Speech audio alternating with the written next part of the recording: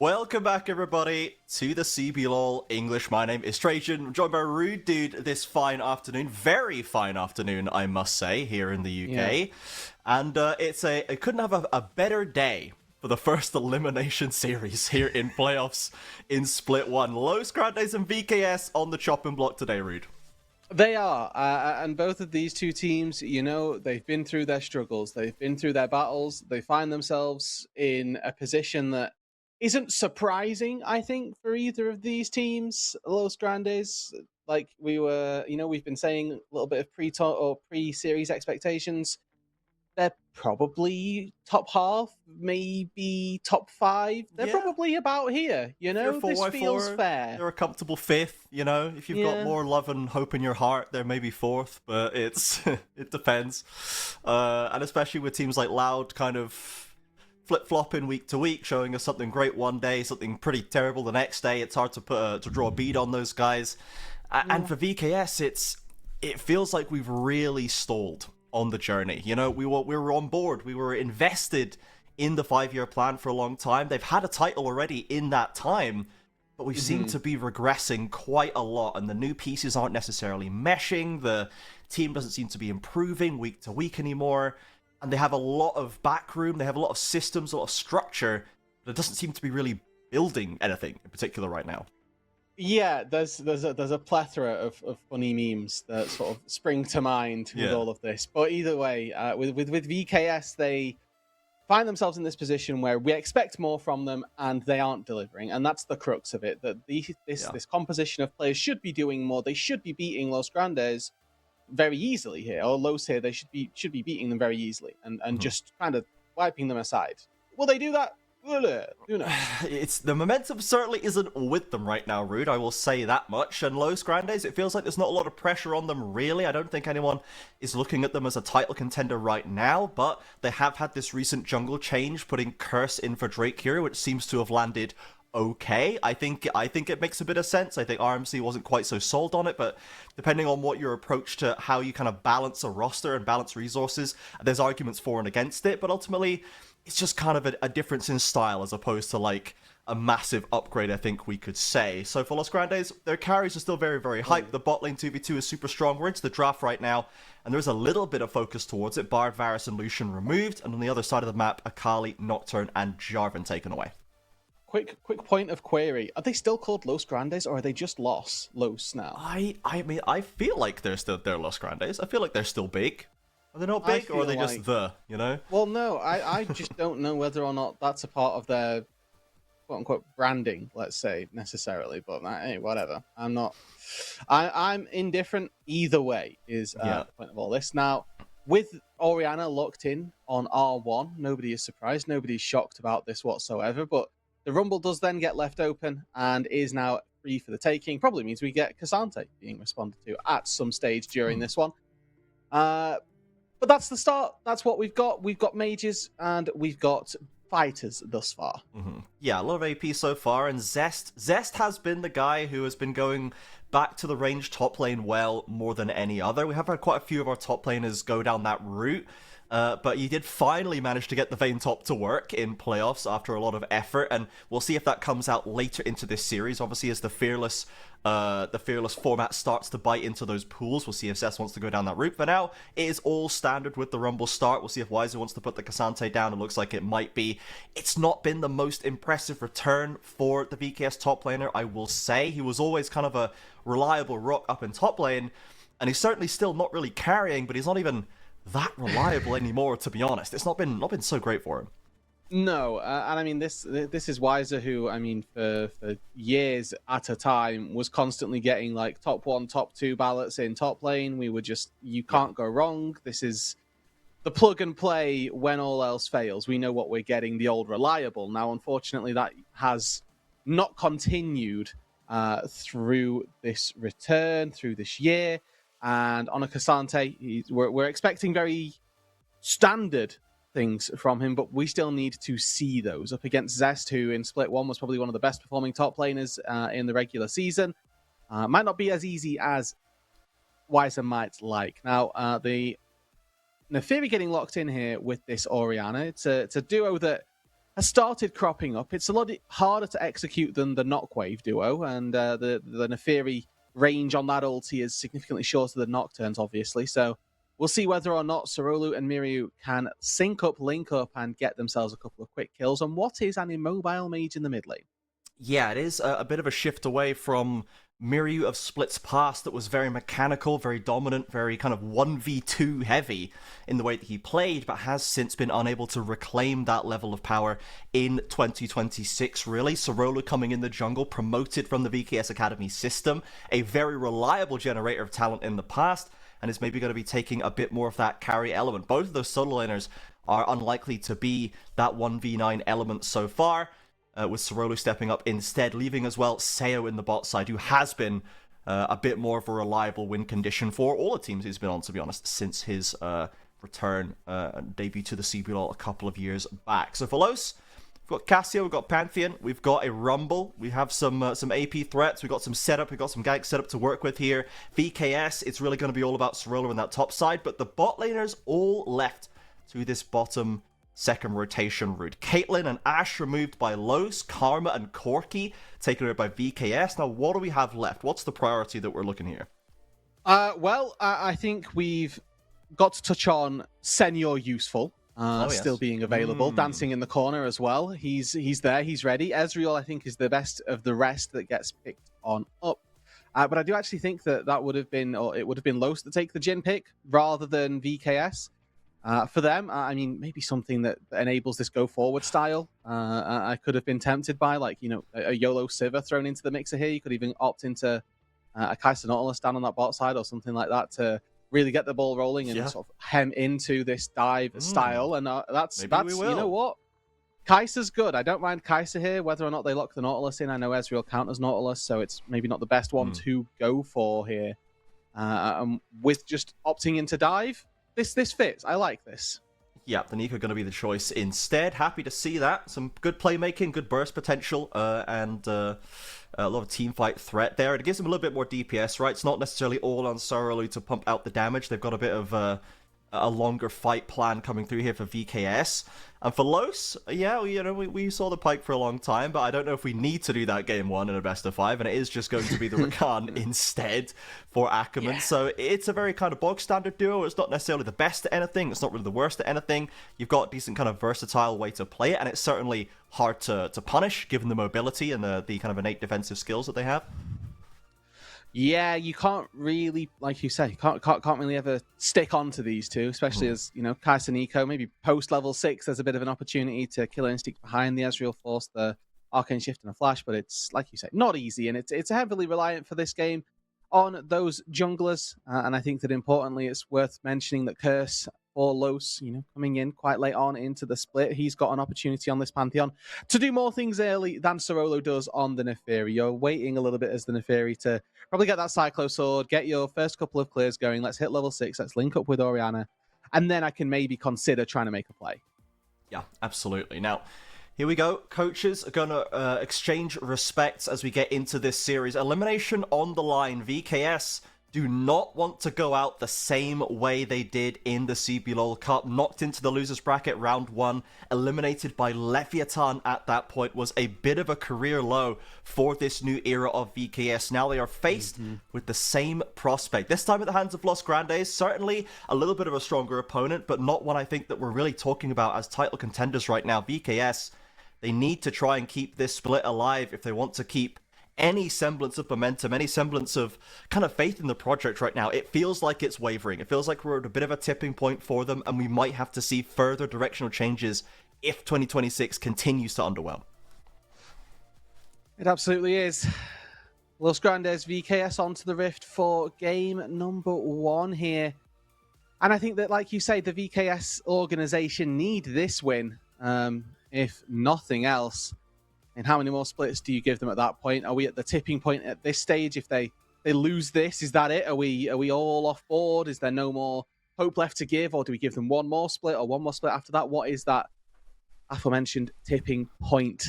Obviously for VKS, they'll just be hoping as 3rd seed that they can handle and dispatch a 4th seed and a team that, you put it best off air, Trajan, a team we're not expecting to win the split, really. Yeah, they're here. They're having a good time. They're showing us some funny drafts, some exciting kind of explosive gameplay. But ultimately, Los Grandes, it seems like they're just kind of here to have a good time right now. And they do seem to be having a bit of a good time. We'll see if they can win here. That's absolutely going to be happy for them. They have Loud, the current, the CBLOL Cup champions, waiting in the next round for whoever deigns to challenge Loud in playoffs. Neither of these teams would maybe be the favorites going into that matchup, depending, of course, on what we do see here today. We might see that VKS season turn around. We might see Low start to kind of put that progress back on the board. It stalled out a little bit for them in this split. They are solid, but we didn't really necessarily see them moving up to challenge the upper echelon as we maybe did in the CBLOL Cup as the waves crash in together. Easy trading right now, and Feisty trying to use that Casio threat, that level 2 EQ damage, the DPS, to push Miryu around, but is only trading evenly for now. Yeah, importantly here in this mid lane, the Orianna can keep space with the Casio.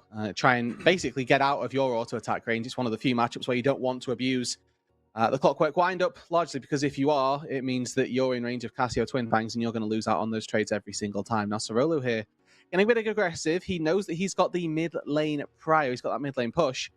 Whether or not that yields any other fruit, we will wait and see, as it's Wiser who's going for an early proxy. Sorolo finds Curse here, getting that double dagger down. The flash is used. The Low Jungler pushed out of his own red buff. The lanes could not move, or maybe have just chosen not to move at the very least, but this red buff's kind of gone. No, as long as Feisty doesn't die here, this is pretty good for him. He gets Miryu's TP, and he's just TP back into lane. He's already half HP.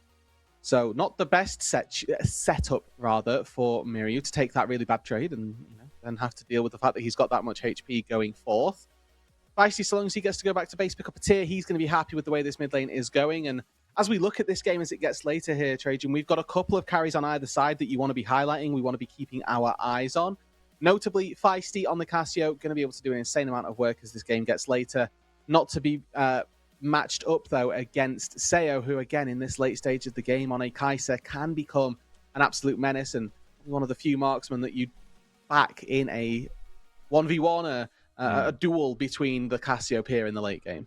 Yeah, the miasma placement potentially limiting the mobility of a Kai'Sa or an Aphiri, even like a Sante in those fights can be pivotal, and for Feisty he's going to have to make an important decision as to where to place that W spell down in those important fights, because he does need to get that damage through.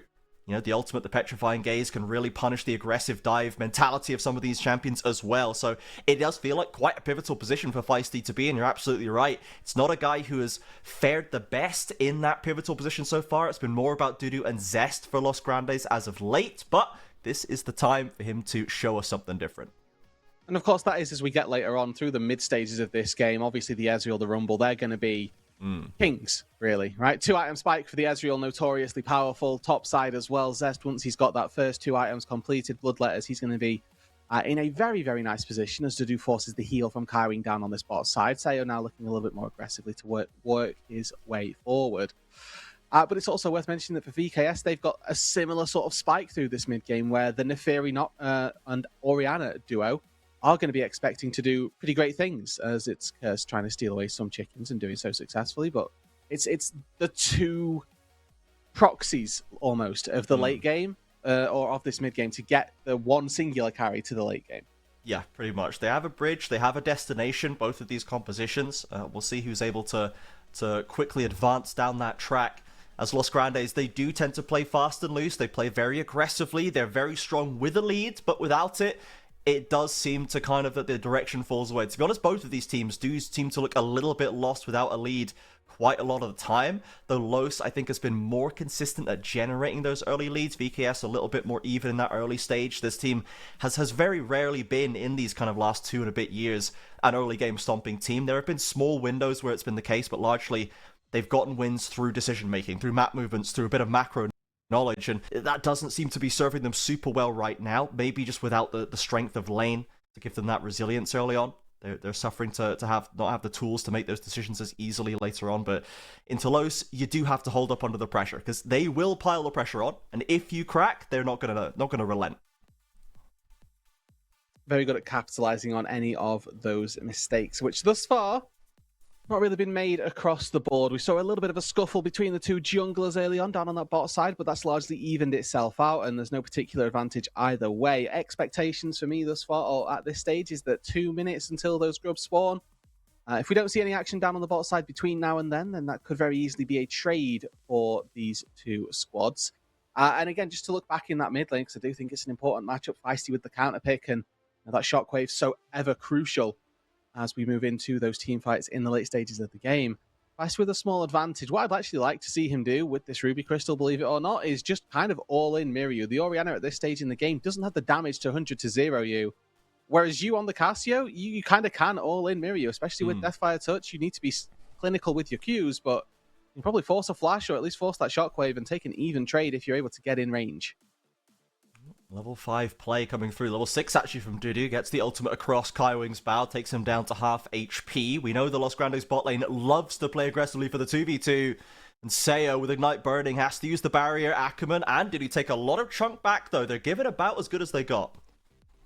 With the Sheen and the Tier, Roodood more than happy to not really have to do anything, but Ackerman making the plays happen. Force the barrier away from Sayo. A big win as we move a little bit further through this lane. Again, Dragon up. Grubs spawning if there's a fight to be had around either of those objectives. Down on the bot side, then Sayo's not going to have that powerful summoner spell to maybe try and bait somebody in. It's a small advantage across the board, really, for the bot lane, for the top lane, for the mid lane as well. Just slowly in favor of Los Grandes, and where both of our junglers haven't really made anything happen for their lanes, it's a good sign for the Los side, as we can tell Sorolo there on vision, spotted out. But neither of these two junglers particularly been present in their laners' lanes just yet. Yeah, this maybe is kind of indicative of the curse change in jungle, where he is a bit more slower paced, a bit more supportive, a bit more of an enabling jungler, less like Drake Hero, who was very much the tip of the spear for Los Grandes, was very aggressive in making things happen. And Curse just hasn't been that guy. He does walk away with his own red buff, I think, but Sorolo is going for the all-in right now. Gets a fat chunk of damage down. Kaiwing's rotated through. Ackerman waiting to see if he's needed, but ultimately Curse, he gets his buff and he gets away. And a commitment here from VKS that doesn't really yield them anything, but a good little movement into the mid lane does allow for a recall timer now for Feisty, which has opened up for the Dragon for VKS. Now, Curse, you can see in your picture and pitch down in the bottom left, he's taking those grubs away. So it's an even trade, 1-for-1 in terms of those neutral objectives so far. And we'll just have to wait and see whether or not it is that Curse can get all three, or if there's a little response that might be had elsewhere. Sorolo heading up through that mid lane right now, or sorry, I think it's Nico actually heading up through that mid lane, wearing Sorolo mask, and isn't going to be able to do anything about those grubs. So 1-for-1 in objectives across the map. Los Grandes holding on to a marginal 400 gold lead right now. And coming out of this early stage, as we said, we've not seen too much action from either of the junglers, but we are now getting to the point where first items are going to be coming online before too much longer. Roodood getting those pieces together, looking to lock up that first completion. Zest as well, going into those early boots to keep pressure on. Wiser holding up decently under the pressure, though, it must be said. So both teams seem to be happy playing at this slow pace right here. And the mid game for Los, that's where we're going to need to see them pounce. We're going to see Ackerman, Curse really trying to get those plays going to make space for Roodood and Zest to unload. There is this nice game of chicken that you can play when you have a Nico and when you are the Nico, especially when you've sort of shown yourself on a side of the map. But the one problem with Neferi is that you don't get the dogs as Nico when you clone as Neferi. So if it's a Neferi walking without any dogs, that ain't no Neferi. And if it's, Neferi there with the pack, hey, I'm guessing that's the real one. Yeah, you don't really want to be near either of them, to be honest. You don't really want to walk too close to either of these guys, but ultimately, you probably can be a little safer, especially as the game goes on. Ackerman making aggressive moves towards Sayo. The flash is there, Curse coming in, but he's not quite in range. Maybe a max range Pantheon ult could not get him close enough to punish on the Kai'Sa. Yeah, would have need to seen on the minimap sort of where he's looking and how he's trying to get into that, but feels like if that was a little bit deeper into the bot lane, probably a kill, probably first blood there going over to Los. But either way, they are 400 gold up. They've got a small advantage, and now there's a spellbooked TP behind Miryu, who Not in a great Hasn't spot. spotted this. Oh, the flash doesn't get him over the wall, though. That's a bit of a nightmare. And the Petrifying Gaze connects. Kaiwing's arrived in minion mode, but it cannot prevent a feisty first blood. Yeah, and again, Miryu slightly off flash. He's trying to get over the wall. Even if he does, or rather if he does, he gets out. The fact that he doesn't, though, can still at least try and walk it out. He just sort of jukes himself to death there in the mid lane. He's trying to get away from various feisty Qs. If he walks it out, you can see how long it took for the Cassiopeia to try and actually get through the HP bar. Yeah. Nevertheless, first blood goes their way. Well, here comes the Kaiwing ultimate defensively as Ackerman keeping the pressure on. Sorolu coming in, though. Feisty with no ultimate to try and stop him, but he hasn't got the damage he needs. Dudu, meanwhile, is 1v1ing Seo. The barrier keeps him alive in the minion wave. Blocking a follow-up Mystic shot. Los Grandes really starting to put the pressure on here, and VKS, they couldn't find an answer. Neferi ultimately a skill shot champion, and for Sorolu there, Feisty able to get the fancy feet down, did not land those pivotal darking daggers. Feisty was able to walk away, as now Miryu may be in a little bit of trouble. It's only Curse here, so as soon as that ward is dissipated, the ball comes back. Miryu could have been in a little bit of danger, but nobody there to take advantage. True Shot Barrage? It's ready? No, they've used it already, never mind. Cares not gonna throw that one down. We'll see a replay of this mid lane, and yeah, it's a well-placed ward of Miryu. Unfortunately, again, walks himself right into the worst spot. So even if he flashes there and then walks down, he's probably fine, because he's Feisty at that time wouldn't have had the position to land the stun from the Petrifying Gaze. Instead, he's just sort of walking backwards and forwards, dodging a Q that's already hit him, and then ends up falling for it anyway. So a little bit of a misplay there from Miryu, as now Curse and Sorolu beefing it out around their chickens. Curse, the ultimate's going to come through. That shockwave attached to the Neferi drags Curse back. A flash in as well. Feisty's here, but it can't save the Pantheon. Can they get the counter kill, though? Sorolu flipping to safety. A flash in to follow from Feisty, and the Twin Fang lands true. Ackerman now suffering. The Rakan might not have the ease on cooldown. A lovely Petrifying Gaze catches onto one. The knock-up only hits one, though, and Feisty's got the damage. This Cassiopeia DPS is just crushing through this fight, and VKS, they do not have the tools. They do not have the buttons to complete the kills. Zest arrives to knock down Miryu as well with a harpoon, and Los Grandes just stand and fight it out. And that's after Zest has just solo killed Weiser on that top side as well. Completed Liandry's. Means that 1v1 is just a little bit too untenable for Weiser in the top lane. And Zest, I mean, quietly, very quietly in this case, 1.8k gold lead. Not all of that has come from the 2 kills that he's just found. There will have been plates, you know, the 3 of them that have already fallen. We'll get to see the replay of what happens up on this top side. Weiser's the one who initiates this as he goes for that all-in. And it's just Zest turns and fires. He's silent, so no equalizer for this one. Doesn't need it. Yeah, and it seems like, I don't know, Zest just... They both just hit each other with almost everything. There are a couple of Q dodges from Zest's Rumble in there, but ultimately, he just sort of wins the 1v1. And VKS, they reach very hard for this play, Roodood, and Feisty has so much time to get the DPS out. Yeah, and a couple missed buttons once again. This time it's Curse who puts his E backwards, so doesn't block any of the damage from the shockwave, but... Either way, doesn't prove pivotal in the end, as Feisty able to consistently use that Deathfire touch, gets a good Petrifying Gaze, and Ackerman there, able to get a heal from the Gleaming Quill, darts back to Feisty to make sure that heal comes through. I mean, Feisty, you know, misses out on a couple of crucial Qs here, so Miryu gives him kind of the workaround, but ultimately there's a numbers diff, and he's not focusing the Cassiopeia, so no problem, no harm. Yeah, absolutely. Feisty now 3-0-1, 900 gold ahead, is showing us a bit of a something right here. This is what we needed. We needed to see something from him. It's been a while since we've seen him be able to put those carry pants on. We did see it a little bit in the CBLOL Cup in the regular season stage, but it's been a while since we saw the control mage skills of Feisty come out. And he is now doing a lot of work right here on the Cassiopeia. He's got that Rod of Ages stacking up, can now continue to load up more ability power. And VKS are going to have to try and find a wheel of dealing with this Snake Lady, because it is only going to get harder as the Dragon waiting to be taken. Los Grandes taking control of the river. And it's another game so far where we've just sort of seen VKS have the game lost around them, where it doesn't really feel like they're going for plays and they're not working, more so just that they're getting executed on. I mean, that play in the mid lane was maybe the best case for the argument against it, as Sorolu able to get away from Ackerman. So that is a wasted ultimate, and maybe that incentivizes them to go for a bit of a play here. As on that top side, Zest has once again forced Weiser out, or forced him to recall or something, but that's first turret completely independent of any jungle intervention picked up for Zest. Yeah, this is the Zest that we have come to know and love. 2.5k is the individual lead he has over Wiser right now. And he's being ulted on once again. The all-out for Wiser. He's opted into this onto the equalizer. But this time it seems to be going a little better. Credit to Wiser. He knows the breakpoints.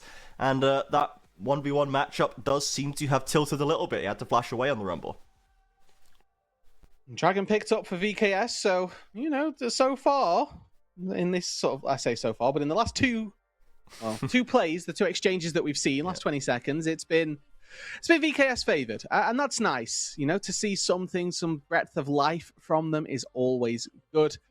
And I think that for me, it's about VKS trying to get some gold onto those crucial members. Let's try and get Sayo a little bit more in this one. 0-0-0 on the Kai'Sa, but in the way that these compositions function, if Kaiwing can find access or Sayo to get into the backline, if Sorolo and Miryu can link up with that powerful ultimate duo combo, then obviously VKS can find a fight, but it's about whether or not that is reliable, if it's repeatable as well. And Ackerman once again going for an aggressive play. He has been very active on this Trajan. The Los Grandes support was, honestly, when this roster came together, it was one of the pieces that we did actually know beforehand. You know, Zest and Feisty, these were pieces that we hadn't seen. Dudu was being promoted into CBLOL Tier 1 for the first time, but Ackerman, the veteran support coming out of the LLA system, has been performing very, very well. It's been sort of the heart and soul of this Lost roster. Really setting the stage for Dudu to succeed, and now sets up the play. Kaiwing has to flash away. Sorolo's in position, but Curse gets the stun on the front line. Wiser's in deep, trying to hold them down. The Petrifying Gaze finds no stuns, but the Miasma is going to slow the retreat like Asante. Equalizer comes out, but Zest, he's gone too far for it. Has it set up the play, though? Can Los Grandes turn this into a fight? They've turned it into 2 kills, and Sayo is trapped in the red buff pit. 3 on the board for Los Grandes. They are going to win the fight. And VKS cannot fight if they do not start the fight themselves. It is blatantly clear that these engage tools need to be utilized, or there's just no way that they can ever expect to take a fight. Let's take a look at what actually happens here. Your eyes in this entire fight should be on Kaiwing. What kind of engage can the Nico get? Well, he gets knocked up, he gets ulted, and then he has to flash away. Now look at the miasma from Feisty. Completely sections off 4 members of VKS, so Wise completely isolated. Then the equalizer comes down to section away the other 3, which means that Miryu and Kaiwing look to back away. Sayo thinks, well, let's go forward, otherwise we're definitely going to lose. The rest of his team aren't on his side, and it's already wiped. Like, if you haven't gone and engaged, if Kai'Sa ulti's being used defensively, if the Shockwave isn't being used with the Neferi going in, this fight's already over. Yeah, you just got to cut and run at that point. VKS being shut out behind wall after wall from Los Grandes, layering those abilities very, very well. We can see the damage done by Zest as he skips out of Shockwave range in topside. Ackerman's coming up to support, but there's more help from the rest of VKS on the way. Los Grandes will sniff it out and back themselves off, so unable to find a punish onto Zest. He did go down in that fight, and the kill, I believe, went over to Sorolo. I'm not 100% sure, to be honest. Either him or Kaiwing picked it up, but ultimately he is still very, very far ahead. And we saw how hard these fights can be for VKS if they're not set up right. And you can see Dudu just kind of teeing with Sayo in this mid lane, going, yeah, you know what? what are you going to do if I poke you underneath the turret? There's no answer for you here. Yeah, he's 2 items Tier 1, deep. the focus. He is indeed, and it feels like he's looking for this, but he's doing it on his own. He is. Mid lane, AD carry, you know, potentially dying on wave kind of moment right there, but Sorolo was sniffing about it, but Dudu holding the summoner still as well isn't going to quite give them the opportunity to find the punish. That mid lane turret going to be continually under threat. Feisty now has been rotated into the Wiser matchup, and obviously this is something where Cassio could happily just kind of farm this out. Wiser stacking up more and more magic resistance to try and deal with these carries, but he is still got a bit of a thankless job right now on the map.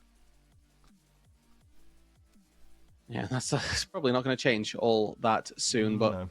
The carries for Los are just so far ahead right now. 5k gold lead, and the gold lead individually between the carries is a lot larger, as now we're going for the top lane play. Yeah, we've got an equalizer, we've got a grand starfall here. Miryu has used the shockwave and flashes away, still gets stunned, but does survive. Slips out of the 1 versus 2, and I was just about to wonder where the next play on the map from Lost was going to be, given that we are now decidedly in that mid game where they're spiking. They've got 5k of lead. They have all the tools they need to try and push this win through, and we need to see them actively taking those chances. Well, I think it's around the Dragon. The next fight, 30 seconds away. And honestly, I don't even think that's true. I think VKS are going to be very happy to give this one up. They're so far behind. I think that if I'm VKS, I would equally like to go, well, if we don't fight here, when on earth are we going to fight? Yeah. You know, it's a composition that we've drafted that kind of demands us to fight. If we do it well, it doesn't matter how far behind we are. Let's just kill the target that we're after. But I think even if they commit all of their tools, all of their resources to killing, let's say Feisty, 2-item Dudu's going to go crazy. Zest 2.5 with a stopwatch going to go mental curse even. Like, who are they focusing to get a single pick? Yeah, and if the mid lane turret's gone down, this is a 2v3 right now. Ackerman locking up multiple targets with the quickness. Seo's already had to back away. The True Shot Barrage does not find any targets, but Seo did get the heal used on him by Kaiwing as well. Dudu maintaining control of this mid wave gives Lowe's free access to the Dragon Pit. And whenever Ezreal has just the E button, like so much power, so much control in that fight, because nobody ever wants to use their big spell in case the Ezreal E's it. So the Ezreal's just sat there, so slowly chipping away at you. Mystic shots on autos are out DPSing whatever it is that VKS are looking for at this stage, and they take the Dragon without really any problems there. A little bit of a scuffle in the mid wave, but that's about it. Seo does go back to base and pick up the Ginsu, so now the Kai'Sa has an element of dueling power, but I don't know that that's enough just yet. Yeah, they're trying to find a burst onto Feisty right now, one of the strongest threats, and the late game win condition right now. He's already got extra HP from Rod of Ages, he's got the Seraph's Embrace Shield, and he's got the Chain Lace Crushers, and Miryu 0-2 and 2, with 2 items deep, but one of them's a Proto Belt. We don't have pen boots. Is the Shockwave really going to sting that hard onto a champion like Cassiopeia right now? They need a lot of damage in the right place to make this work, and we're taking a replay of the pit just for reasons. I'm sure the Brazilian broadcast knows what's going on there. Sadly, I'm not quite sure what the point was, but there you have it. Maybe one of them took Herald and didn't pick it up. Oh, maybe a lost eye because of the fight. Sure, that could be it. And then observer glitch. Miryu gets hit by the spear. Yeah, doesn't have nearly as much terrain in the way to help him slip out, but it looks like he's still done it. He is still skipping away, but the equalizer puts paid to that one. A Comet Spear from Curse will seal the deal, so Miryu drops his 3rd kill of the game, and Los Grandes now with a 4v5 on the map. Let's see what they do with it. I think for me, the goal at this stage is secure those outer turrets. I think that Baron's something that you can pretty much go to once you've won a big fight, but there's still a lot of standing gold on the map that they can probably take when they've got these small advantages on the Rift, like a 4 versus 5. Now, have they done that? No, they've not. Instead, they've pushed forward a couple of waves, and the reason that they found that pick was because the waves were so unpushed anyway that Miryu kind of gets caught out. Okay, we're going all in for Wiser. We certainly are, and Wiser has gone all out. The resistances are low, but Zest dropping lower and lower. Curse, though, arrives with a stun and an execution. Seo has flown in and is trying to scrap his way out of right here, but some TPs are coming down. The True Shot Barrage flies across the bow and knocks him low, but he's managed to find one kill. Feisty trades him back. Kaiwing's arrived with a stun, and Sorolu trying to get the damage down. VKS with a tower to retreat to if they need to. Miryu's back on the map. Feisty now under threat. There's a shutdown to collect if they can find it. Sorolu is the benefactor, and VKS finally they get somewhat an even play on the map. Yeah, I mean that's winning for them. A 2 for 3 overall. They managed to take down Feisty, Curse, and Zest. 3 people who massive contributors to this fight, but it's those who are just a little bit lost in the sauce there. They've got Dudu pushing mid lane and TP's coming in across the board, but they're a little bit desynced there. Sorolu, the big benefactor, like you mentioned, he's able to pick up 1k for taking out Feisty. Kaiwing spotted. He's not going to find the red buff there. Would have been humorous to see that go that way. But, Miryu comes in. Good shockwave. We've got Seo flying in there. Really good DPS out from the Kai'Sa. Flashes over the Aegis Assault to make sure that he's actually able to get the damage down onto the Pantheon. And almost, I say here, at that Nash's Tooth, but Deja Vu was a flash this time forced from Miryu. We're going for round 2, and they do get the Summoner. And yeah, without that well-placed True Shot Barrage from Dudu in that previous fight, Seo probably gets himself out. He probably has enough HP to make it back to the safety of the tower. And this does all start with Visor just trying to take that 1v1, and one by one, everyone across the map wants a piece. Yeah, really good timing from Zest here as he puts his Flame Spitter down, and then goes golden succinctly as Seo comes flying on in. And yeah, you're quite right. Would have been able to probably get out, but I mean, there's a Cassiopeia darting at him. Kaiwing does find a nice double knock-up, and I like the way that VKS pretty much immediately turn for the Casio. They can see Ackerman running around. That's the recon once you've CC'd people sort of mentality. You don't actually offer a whole lot else, but Los, we come back to it, and they are the ones wailing away on a Baron. Okay, we've got the entirety of VKS here. We might be at risk of flipping the game, but they're actually focusing Ackerman instead. He's kind of run them for a loop once again. He dashes back to safety. The Baron secured by Los already, and VKS, now they're the ones running for the hills. The equalizer forces a flash from Weiser. Kaiwing and Seo a little bit disconnected, and VKS, they're not running back to the base. They're peeling into the river instead, but Los, they've already got the Baron. There's no need to push for more. There's 30 seconds on a Dragon here, and VKS, you can see sort of sniffing it out, thinking, well, maybe we might be able to take this one as we retreat into the river. Los Grandes, though, they've got the enhanced recalls. They're more than able to just get in, go back, get those resets on, and carry on with their day. It's a oh my word, it's a Proto Belt Casio, so everybody's getting it, and Feisty has enhanced his mobility. Hey, Roodood trying to draw them in. Kaiwing, if you can find a root or an ultimate, they might be able to find some plays here. As the items are coming through for VKS, they do have some damage to leverage in these fights. Of course, Los Grandes, they've actually got a decent amount of defensive options in those carries. We talked about Cassios already, and Roodood gets so much HP building from Shojin, from Triforce, and Zest as well, with the Zhonya's plus HP on those other main completed items. So Los Grandes, they're pretty hard to burst out, as we saw, but VKS, if they can get the fight in the right position, they do have tools to leverage. Weiser currently working on top lane turret undetected. Well, it's not undetected, but he's not stopped at this point. No one's choosing to push him back. No, it's older Carly, where you could W under the turret and not be detected. And that's the mentality that we have here. His turret going down. There's no one up there. That's crazy. Crazy business. And he does get the tier 1 turret. The Baron, as of yet, has not found its success, but looks like it's going to be a recall in from Zest. No TP for him, so for the time being, VKS, they've done pretty well up against this Baron. Los have taken the Baron. They've taken this Dragon, absolutely, but that's it for now. Yeah, the power play is less gold than you get for taking Baron, I'm pretty sure, right now. So we're only a minute left. So VKS have been very effective at stalling this map out. Second Inferno picked up for Los. Certainly not ideal, but of course we're still a long way away from the soul picture, so not too much to worry about there. And the gold keeps rolling in. So Los Grandes, they're going to have to be a bit careful, a bit cautious with the way they make these plays. We are eventually going to get to the point where the Ezreal and the Rumble stop hitting quite so hard, and then Seo on the Kai'Sa. Weiser's going to become a lot more unkillable. You know, Miryu Shockwaves eventually are going to get to that point where they can do some damage again. So Los Grandes at a bit of a tricky point in the game right now. They do still have control, don't get me wrong, but it's certainly not as tight as it was. Yeah, and that 3-item spike for the Kai'Sa, you've now got that evolved W as well, so you're saying really good chance that they'll be able to find a way back into this one. As Sorolu almost takes out Curse there. Yeah, Curse has the back away. Does have a GA to play with, but Feisty critically down below half. And this carry, we said this is really the late game wrapped up in one champion for Los Grandes. They cannot afford for Feisty to get knocked out early.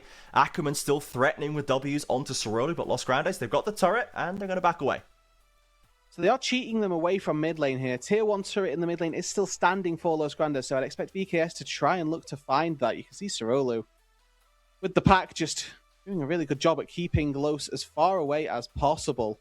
Wing. Ooh, tries to catch Zest. Gets the Zhonya's at least. The TP coming in, but a flash away from Rumble will get him to safety. So an ult and a TP for both summoners, or a summoner, and the Zhonya's. His Curse has gone deep for this one. He's still pretty down low, but on the other side of the map, Kaiwing. Again, the faceplant flash into the wall. 2-in-1 game from VKS. It's not what you want to see in Los Grandes. I kind of feel like they got away with murder there. Yeah, that's a wallet diff right there. You know, if you've got a slightly stronger team chasing you down, you probably end up falling. The fact that you've got a cumulative 7.8k gold lead, you're probably allowed to do a couple of illegal things and get away with it. Where we look at that top side, Zest, 4 items on the Rumble, has a large rod in the inventory. This might be the fastest top lane full build that we see all split. But you can see down on that bot side, you know, Seo doing very meaningful damage. He's really strong on the Kai'Sa. If he can land his spells, the W, importantly, has been going a little bit awry, sort of 50% hit chance on that thus far. There you go, 52. But he needs to hit those and make sure that he's making the damage of this Kai'Sa actually stick. Yeah, Curse, quite an ambitious W onto him, I will say. Has to instantly flash away. Now, again, he has a GA, so he kind of is incentivized to try and maybe draw VKS into a bad play off the back of that, but ultimately, all we kind of did was lose the flash, and now Los Grandes, they do still have control of this bot jungle right now. They're trying to forge their path in. Los, Curse once again, taking a fair bit of poke and not really fighting much back, but Zest and Ackerman looking to catch them, rotating back to the turret. The charm is there. Miryu gets cooked up by the Rumble. Weiser will try to dodge his way back to safety. Had to flash, had to ult, and Los Grandes have a turret to take as well. But Ackerman and Zest really saving that play. They catch out the mid laner. Oof, you can see these Darking Daggers are doing some work, but not nearly as much as Dudu is when he's left to free fire on the Ezreal. The Cassio doing much the same as well. So Feisty, Dudu, those are your targets that we need to see VKS focus on. And again, it's Kaiwing with no flash. How easily can he get into the back of the fight? Well, not really easily at all. So we're relying on the vision that they can place. The way that VKS play this is through getting the vision. And you want to look at the Cassio-Rakan duo here. Ackerman goes over the wall, charms them all up, and then Feisty's able to charm and get in with the Petrifying Gaze as they're facing the Rakan walking towards him. It's a really underrated duo, but one that can work very nicely for them. As somebody on the VKS camp not happy with that. Smiley a little bit incredulous at what's going on right here. He can probably feel how close VKS are to getting control of this game back. It feels like they're almost there, and Los Grandes, as we say, this comp is not going to scale forever. VKS do have a way back in if they can just survive, but Curse, he's deep in the backside. Seo does not have a safe way out of this one. He's going to get stunned up. Feisty's in there with a miasma, but can't get his hands on the Kai'Sa. Curse, he's gone very deep for this as Miryu barely gets away from a hunting Dudu. The Curse GA pops, and he's just about alive for time being. He's wasting so much time from VKS. How has he gotten away with that? Seo doesn't want to let him get away with it. He ults into the backline, but again can't find the kill. Feisty blocks the Praise Seeker, and Los Grandes close ranks in the mid lane as VKS dip and dive around them, but they cannot find the kills. And as tricksy as this VKS composition is, they've got all the dashes, all the spells, all whatever, but they're just not doing the damage right now. Now Seo going to have to try and get his way out of this one. He's getting TP'd on, and I think that it is fully over now for the Kai'Sa. I mean, they get the Baron off the top of this. So many things in that fight were so close, but there's again some really big things that happen in these team fights that just don't quite go Los's way, that don't go VKS's way, excuse me, and as Los are going to take this Baron. So, Zest, really good stasis, and it feels so much like a hand stiff in this one because Los are pressing all their buttons perfectly, and VKS are just not, unfortunately. Kaiwing, this is the most criminal Nico ult I've ever seen. And then as Seo goes in here, he spots the angle. Look at Curse. Instant on the W. He knows exactly what Seo's going to do. And then Sorolu goes in. There's a barrier. There's a locket. There's this. There's that. But they've all still got ready to go. You can see it. They know how close they are. They're so close to bringing these fights back. One successful play can delay the Los Grandes Dragon stacking, can pick up a Baron, but it goes the other way. And now Los Grandes, they're at Inferno Soul Point. They have 2 more minutes of Baron power play.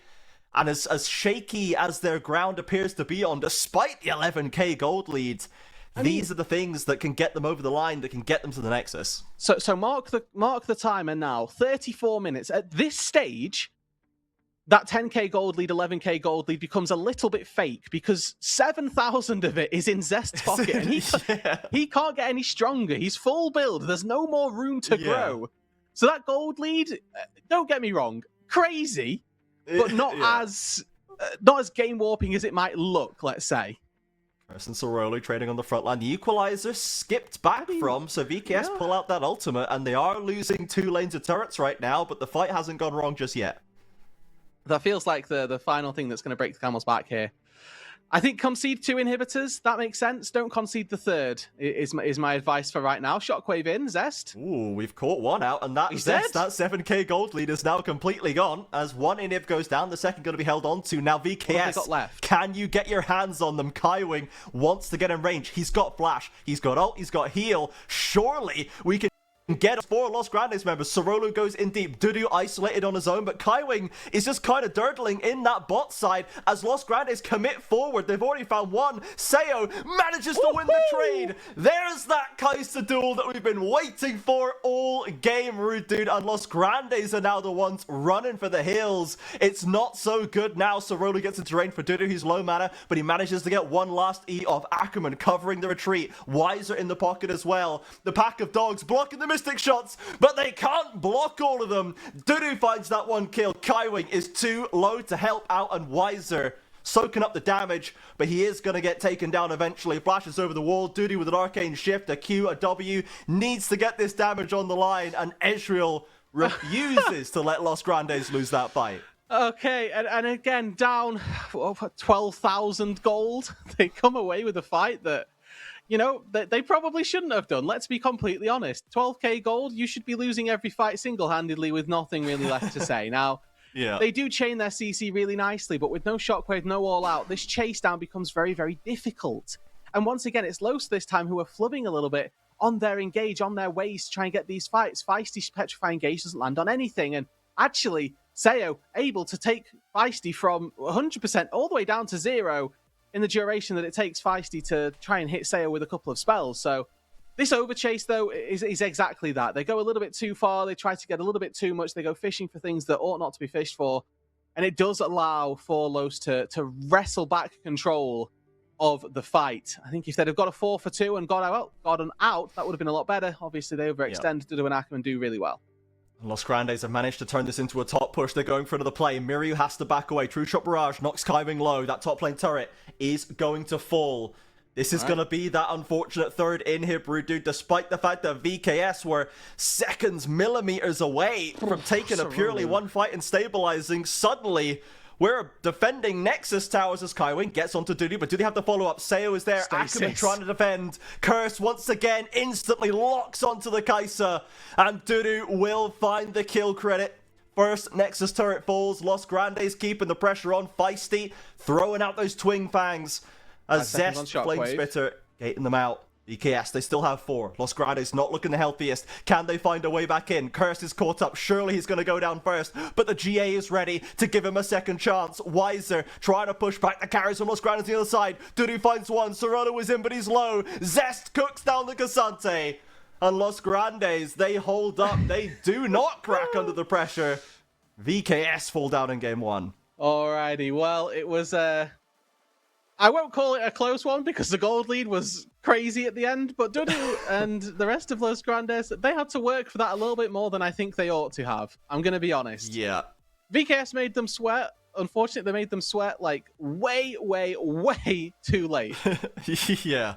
That was very, very close for Los Grandes by the end of it. You get the feeling that once the fights start actually not going their way, they probably wouldn't come back. But ultimately, they do manage to hold on by fingertips multiple plays in a row. And they do manage to get that Nexus down. Credit to them for not being pushed back after that bot lane overforce from VKS. By the time the replay is done, they're pushing top lane inhibitor turrets, and about 45 seconds later the game is end. They go, okay, our time is out. We have to win now. Yeah. So let's go and win now. And they did that, right? They got those two inhibs. They used that pressure to push forward, to play off on that top lane, and it was really nice macro after that fact. So obviously a couple of issues with the micro in the fights previously, but you know, Los come away with game number 1, and for VKS, you know, I complained that they weren't really doing anything. They finally came to life in that one, so that's always nice to see. But we once again are looking for a little bit more, I'm going to be honest. Like maybe that, but just like 20 minutes earlier. Yeah, like if we can find those angles, because for a while it did really feel like they weren't able to get the pieces in order. We didn't see Seo really get involved in anything until those fights that once he was getting involved, they were so close, he was almost there, and if they weren't 7k down, they'd probably be winning those plays, and by the end of it, he's 1v1ing the Cassio. As you said, Roodood, this is the guy who can 1v1 the Cassio eventually, and we just got there just in time for it not to matter, which is a little bit of a bummer for them. So yeah, it's very, very close. VKS, as frustrating as that probably was for the coaches to watch, they have gotten most of the way there. They just need to try and get there earlier, not let Los Grandes get that lead. Don't give Zest the 1,000 gold lead. You know what I mean? There's surely we can find a way to not give Zest the 7,000 gold lead. With all of the don't chase Singed and don't go through barred portals, that got lost in the rulebook. Yeah. Don't give Zest a 7k gold lead, it got like missed. The commandments of League were all forgotten, I think, by the end of that game. And a couple of them probably would have saved them at certain points. So for now, we're going to go to a break. We'll be back with game number 2 before you know it. Let's see if VKS can sort those few problems out to keep this one close, or if Los Grandes will keep that momentum building. We'll see you back here in a few.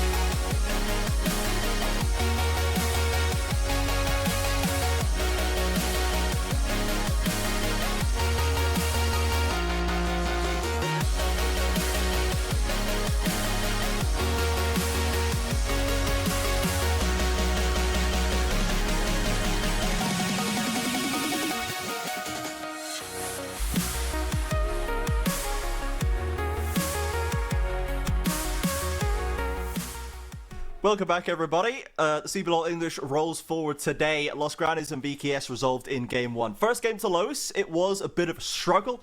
It didn't look... If you look at the numbers, it looks like it was not a bit of a struggle. But I swear it was. So, now for VKS... You just have to take our word for it. Sources, I said so. Sources, it wasn't that good, I swear. Now, we have lost key pieces like the Zest Rumble that have been so successful for a long, long time. We have the Pantheon jungle away from Curse, and this jungler, to be honest, in my mind, has been just the best performer for kind of any CBLOL jungler. Just looks like a different guy on Pantheon. This champion is crazy for us. Whereas VKS, you know, we dropped in a Fury jungle, which isn't necessarily as high prio. I think an Orianna for Miryu is not necessarily like Miryu's best archetype, even though it is certainly a strong pick. So there's definitely ways for VKS to advance into this next draft with some options, but stylistically, I think really what we want to see is a bit more action, a bit more decisiveness earlier, right? We don't necessarily want to see them sleepwalk through a low solo game. Yes, exactly. I mean, I think that comes off of what jungler that you've picked, obviously, right? Taking the Neferi, you are handicapping yourself slightly in that sense. But don't do that to the extent that they did it this game, is my takeaway. I think Sorolu is a player who can make things happen. I've seen it from him in the past. We've seen it from him in the past where the power that he has and the ability he has to make plays exists. So let's make him or be on a champion where he can do that, right? The Neferi, you are required to get a little bit of gold in your back pocket. You do need to do a little bit of farming before you can go absolutely mental. And I think that Sorolu in that game, probably, second highest DPS on his team. He was doing lots of work. Yeah. Just unfortunately not quite enough. Yeah, he was certainly putting a shift in, and this promoted academy jungler does seem to be, the solidified choice for VKS going forward as the Samus continues to fill out their academy roster. As we're into that second round of the pick and ban. Same bans so far. Nocturne Akali taken away by Los Grandes, trying to take away that specialty pick for Miryu, and the Nocturne, even without the Orianna available, still trying to take the away from Sorolu. And then for VKS, it's another Varus and Bard ban, but now the Trundle comes through. And this has been a champion that Curse specifically goes back to a little bit more often than most. So it's a bit of comfort denial for the Los Grandes jungler. Are we Xin-Zhaoing here? That's the other side of this, is that we're opening up for, one of those other AD junglers, your Xin-Zhaos, your Wukongs, your Jarvans. Adventurous today. Yeah, I know. Are we feeling an AD jungler? No way. That's pretty wild in the current day and age. Yeah. The Jarvan does get taken off the board, so let's see what it is that VKS go for. I think that for Sorolu, there's plenty of picks. I mean, Xin-Zhao is just the bread and butter pick right now. This is what you take if you're looking for aggression in the early stages of the game. And they've gone for not aggression in the early game in the most adamant way possible. No, they've gone for the old 50-50 win rate. Victor mid lane, control mage extraordinaire, so it's still not necessarily the sort of assassin diver archetype for Miryu. We are sticking on the back line. And some of those shockwaves really did hit in the last game. And Victor, if you leave him unchallenged in a fight, he can take over those plays with a growing Chaos Storm as well. As the answer for Los is going to be the Lucian. Roodood still looking to play aggressively on the front line, as we know he loves to do. And the Nami is open, but not the choice. It's going to be the Milio instead. Yeah. Milio's taken over as the go-to pairing for a Lucian now, so no shocks here that the Milio gets picked up. What's wrong with Nami? Hey, man. I think Nami just not quite as good with the items that are as OP. And the Lucian Milio duo, I mean, the Milio W is just so consistent. That has always been re-upping. A thing, yeah.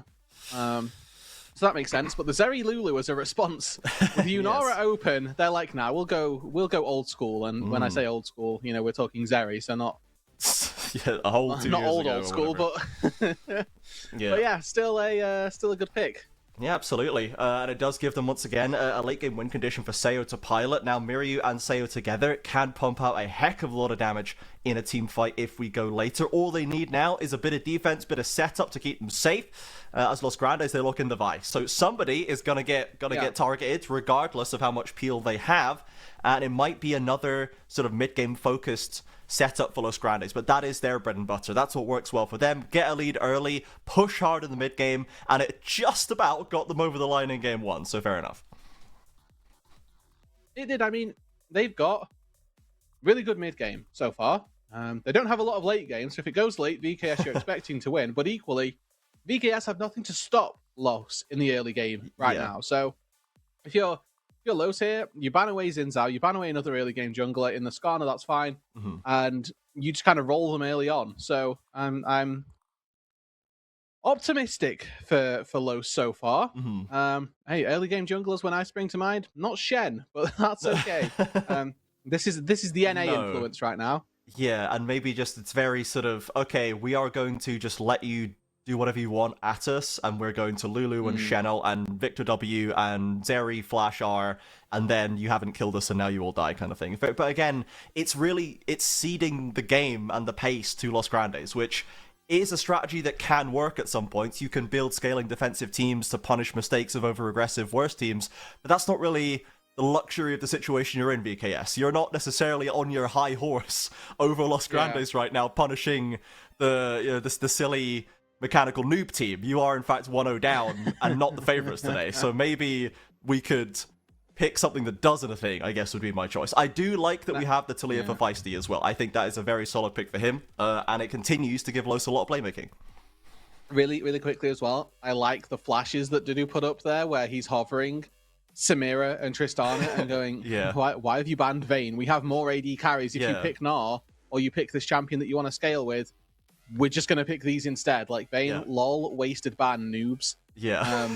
And instead, they're going to go for the Xin Zhao. Now, whether or not they go for a brutal tank on that top side, we'll wait and see, because there's a plethora of picks that can be answered by this, or to this Scion, I should say. Yeah, we have done like the triple ollie 720 pop shove it kickflip on the rake just to land on Xin Zhao anyway in this draft. So I don't know necessarily why we've delayed that and then blinded other lanes to just pick Xin Zhao, but you know that's not for me to make a judgment. We have gone the Scion for Visor, which I think needs to happen. So again, solid front to back. Great team fighting fundamentals right here for VKS, if they're allowed to get there, which last game they weren't. And now Los Grandes have locked in the Aatrox for Zest. So they have not needed to go for a ranged top side, but they are still going to go something which is going to be beating up on Wiser for at least a little bit. Probably unlikely to farm him for kills, but the Aatrox is probably still going to be ahead.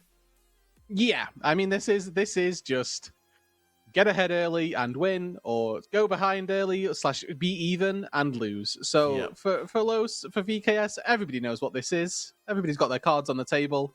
You know, we're playing poker with not even like eyes closed, blindfolds on. It's like everybody can see everyone's cards, and we're still playing it anyway. You know. I think VKS, the one like ace, the trick up their sleeve here is Sorolu maybe being able to do something. Yeah. But that's a big if when he's got what is effectively 3 losing lanes, so that'll be fun. I did like to see Miryu and Seo smiling and holding hands at the desks just at the end of the draft there. So the vibes in the VKS camp's clearly still positive. And certainly with the additions of people like Smiley to that VKS coaching roster, certainly it's like it's a vibes booster. It's someone who can get that team morale where it needs to be, and it certainly doesn't seem to have taken too big of a hit from that first game. Best of 5s are long as they should be. So we have got into an instant pause, as we can see from the monitors. So we'll hold on just for now. Am I remembering this correctly, that Curse was the original for the Vibes jungler, like on that Kaboom roster?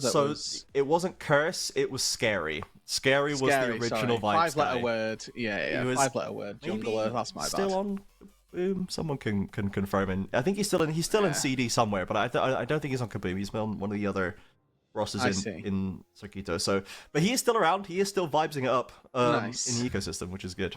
Well, one day he'll come back, and maybe he'll join Smiley on a coaching staff at some stage. And they'll both just be like skipping and doing like TikTok dances behind the behind the teams. Exactly. When they're drafting, just don't care, guys. Sorry, there's a new trend out in front of the enemy team's monitors, just like a war dance, but a bit slightly silly. Maybe slightly silly. Yeah, it's the hacker, but in 2026. Esports hacker is just TikTok dances in front of their monitors. Okay, right. We're back on the Rift. So the pause is done. Everyone can stop doing TikTok dances now. We can actually play some League. No! And let's see how this is going to play out. Obviously, we're expecting, I think, Dudu and Ackerman to keep trying to put the pressure on, as we know stylistically they do. Plus, they have the Lucian melee that gives them tools to do so. And then for Feisty and Miria, we did see Feisty pushing quite aggressively for trades in that first game and making good use of the Cassio. And let's see if he can do the same here on Talia. Yeah, and I will take it back. I said 3 losing lanes. I don't think that this bot lane is a winning lane necessarily for VKS, but they did pick it themselves. So yeah, that's the only answer that I have here. Is well, they chose to. Coaches have never drafted a losing lane when they saw their opponents. That's never happened, bro. Coaches are so smart; they would never draft themselves. But they would never do it 3 times. They would never do 2 blinds and a losing lane. Surely that would never happen. I reckon maybe not. too many TikTok dances for Smiler. Whoa! We are cooking TikTok something dancing up. his way into the top river brush and has managed to get past the ward, but he's been seismic shoved into the tower. Flash. He's committing for the kill and dies. I can't, Roodood. I can't. Perfect. Yes, that's exactly what was supposed to happen. Feisty just there, like, what on earth is this guy doing? He's turned up in my lane. Nobody leaves my head in my hands quite like the CBLOL, man. Just, we're 2 minutes in, and I'm speechless. Let's flip the game, quick! Okay. We outscale, I have to flash in, you don't understand. Don't show me again, man. I don't want to see it. Okay, so like he has dodged a ward here, right? You see the point of this? Yeah. But now he's flashless, so he can't dodge the seismic shove. And he's on the minefield, so he can't even dash out of it. Yeah. You know, it just... Okay, man. Well...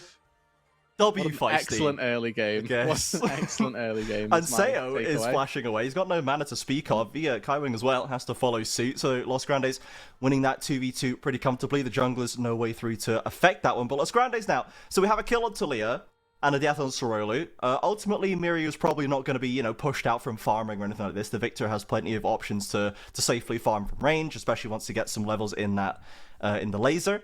So it shouldn't affect Miryu too much, but in these early dragon fights, potentially these first couple of roams off the Talia wall into top and bot lane, maybe that's what we're going to see that Talia combo really start to hit. Yeah, I think that my main problem is that Miryu was actually kind of fine in the mid lane to begin with, like pushing Feisty around, having some good trades. That's just completely gone. There's an extra amp tome, which for all the money in the world might not seem like a lot, but it's something. And as a mid laner, it's the exact thing that I would go, well, my jungler gave the enemy mid laner an amp tome early on, and now he's looking to do a longsword in top lane. Yeah, and now Zest without too much HP, the flash in from Weiser, a flash away, and a Q connects with the knockups there, and Zest definitely manages that 2v1 and will escape. Sorolu has no flash, so he can't. He ease at them, and then he goes, well, there you go. That's all I had. Thank you. Yep. And I think the thing is that Feisty will know that flash was burned just because there's no other way that he gets into that brush there. And now on the bot side, Dudu, he gets polymorphed and he has to walk away. Yeah, we do see the trades continuing to play out here across the map. So Zeo, for his credit, has got a pretty tidy CS lead developing over Dudu right now, and is going to be pulling the recall just now, but has a buffer with which to do so. And with the build, it looks like we're... Oh, hang on a second. Miryu might have to deal with a jungler. He's on the wrong side of the map right here. Curse waiting for a chance. He has the flash for a Vault Breaker if needed. He's holding this for so long. Doesn't need the flash to get into range, but sets up the seismic shove beautifully. And Los Grandes complete the gank on mid. Yeah, and that's an amp tome diff right there. If Feisty doesn't have that amp tome, Miryu's able to flash away and gets out, even despite all of the damage going down. So we just keep on looking, and hopefully... there'll be a redemption arc for Sorolu in Game 3. Yeah, the butterfly, because his job... beating its wings with that flash over the wall has turned into a bit of a catastrophe in mid and top now. And I will love that. If Lost just slow or snowball this game now and are absolutely fine, we know exactly why, and we know where to point our fingers. Yes. But, I was just looking actually at Seo and his build path as he's opting into experimental hex plates, I believe, as the first area item. Not atypical, but not typical at the same time, you know? Well, we've got level 6 on Curse right now, though, and there's no flash on the Zeri, so here we go. An easy pickup for the Vi. Kaiwing as well, no summoner to speak of, and Los Grandes pick up 2 in bot lane and 1 in top lane. I think we're going next on this one, guys. Now, we can never say that we're going next, okay? Because as long as the game is not over, the game is winnable, right? Like, if I'm VKS in this game, I'm like, okay, as long as they don't kill our Nexus, we can win. Yeah. So, and that's the real kicker here, is you spend so much mental energy trying to play this out and then still lose anyway. That could be a bit of a problem, but hey, we'll see what ends up. They stopped the dragon. That's the win here. And Sorolu's just so far behind, like he's still not even level 6. That's after 2 ganks really successfully done by Curse, who's had a really good time, I think, so far. And Miryu, not able to escape that one. And then we get the chain gank down on this bot side. Sayo walks back forward here, unfortunately, to his own demise. Really swift stuff from Curse as well. Nice and fluid on the Vi there. Yeah, I mean, the Vi for Curse has been one that I think has been a little bit mixed for him in the past. I think, we'll see if this holds later in the game as well.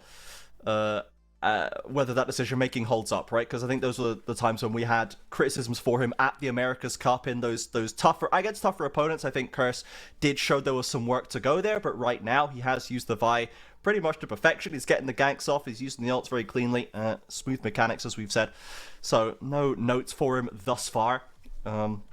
And every lane in a comfortable position. BKS, they do have a scaling team fight on the way, but Kaiwing is on the wrong side of this terrain right now, has to flash away as soon as it came back up. 6. Sayo as well with nowhere to go, but they have drawn them into a play, and this time, Sorolu with level 6 of his own is going to get into doo-doo here. Crescent Guard comes out, dashes forward, the knock-up coming through, barrier, not enough to pick up that Lucian. All right. And Sayo gets the kill. Yeah, really important there that the kill goes to Zeri. I think everything that we have to funnel into Sayo this game. There's nobody else that I'm looking at as the super duper hyper carry in this one. We have a Lulu in the back pocket. Let's really just put all the eggs into this Zeri basket as best as possible. Miryu, he's going to scale, he's going to be Victor, but I really don't mind if we kind of ignore him, forget about him, and let him do what Victor's going to do regardless. Don't think this fight was very advised from VKS, but ultimately they are just baiting, looking to sort of suck Dudu and Ackerman in, make sure that they've overextended, and that's exactly what they did. So a really well-played engagement down on the spot side. Sorolu, nicely done as he walks behind Crescent Guard first, so that the knockback comes through onto Dudu as well. Uses his Audacious Charge, which I'll advise against when you don't know what's available, but still gets the kill, and Zest may be in trouble on the top side. Ults traded, bit of mobility dodging right there. He is going to find that decimating smash, and Kaiwing and Sayo in range to get the damage down. Zest has to stand and fight, flash away from Wiser. Sayo under the turret gets the damage down with a wild growth, and the barrier keeps Sayo alive and sews up that second kill. All right, that's another kill for the Zeri, who has now picked up a couple. Goes up to top side, cashes in on a plate as well. Curse doesn't want to let this go for free. Ball breakers forward with Ackerman following up and actually commits the cease and desist as well. Talia does have an ultimate to try and follow up if required, but a flash away from Xin Zhao, and Curse is relentless chasing down a heal. Flashes past Kaiwing. Clean execution by the Lost Jungler. Yeah. That's juicy. That's real nice. I like that a lot. Well played. Well played by Curse there. Gets over Kaiwing. You can see what he's thinking. Kaiwing's just like, okay, well, if I block the Q, there's no way Curse can take you down. And in actual fact, he'll just flash over you and finds that swift pickup. Really nicely done. Really well executed. That's how you flash over barriers, VKS. That's the little demonstration there on how to flash over obstacles. But we do have Miryu getting a wave crashed in the mid lane. Los Grandes still comfortably with a 2.5k gold lead, 2 grubs to 1 as well. The Dragon ignored so far, as Miryu is going to just get away from the football from Ackerman and is not going to be pushed into a bad spot. I'm really sad. Now, I tried this on the LPL and it just didn't hit, but the fact that the football champion in this game is a support never gives me the opportunity to do those like clutch football calls, to quote football moments.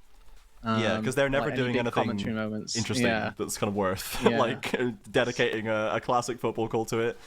I guess you just need to go and become a Pokemon Unite caster, and you can cast the... Can I? Yeah, there is a Pokemon, I forget the name, that is like a soccer-playing rabbit that is like a hard carry in that game, so...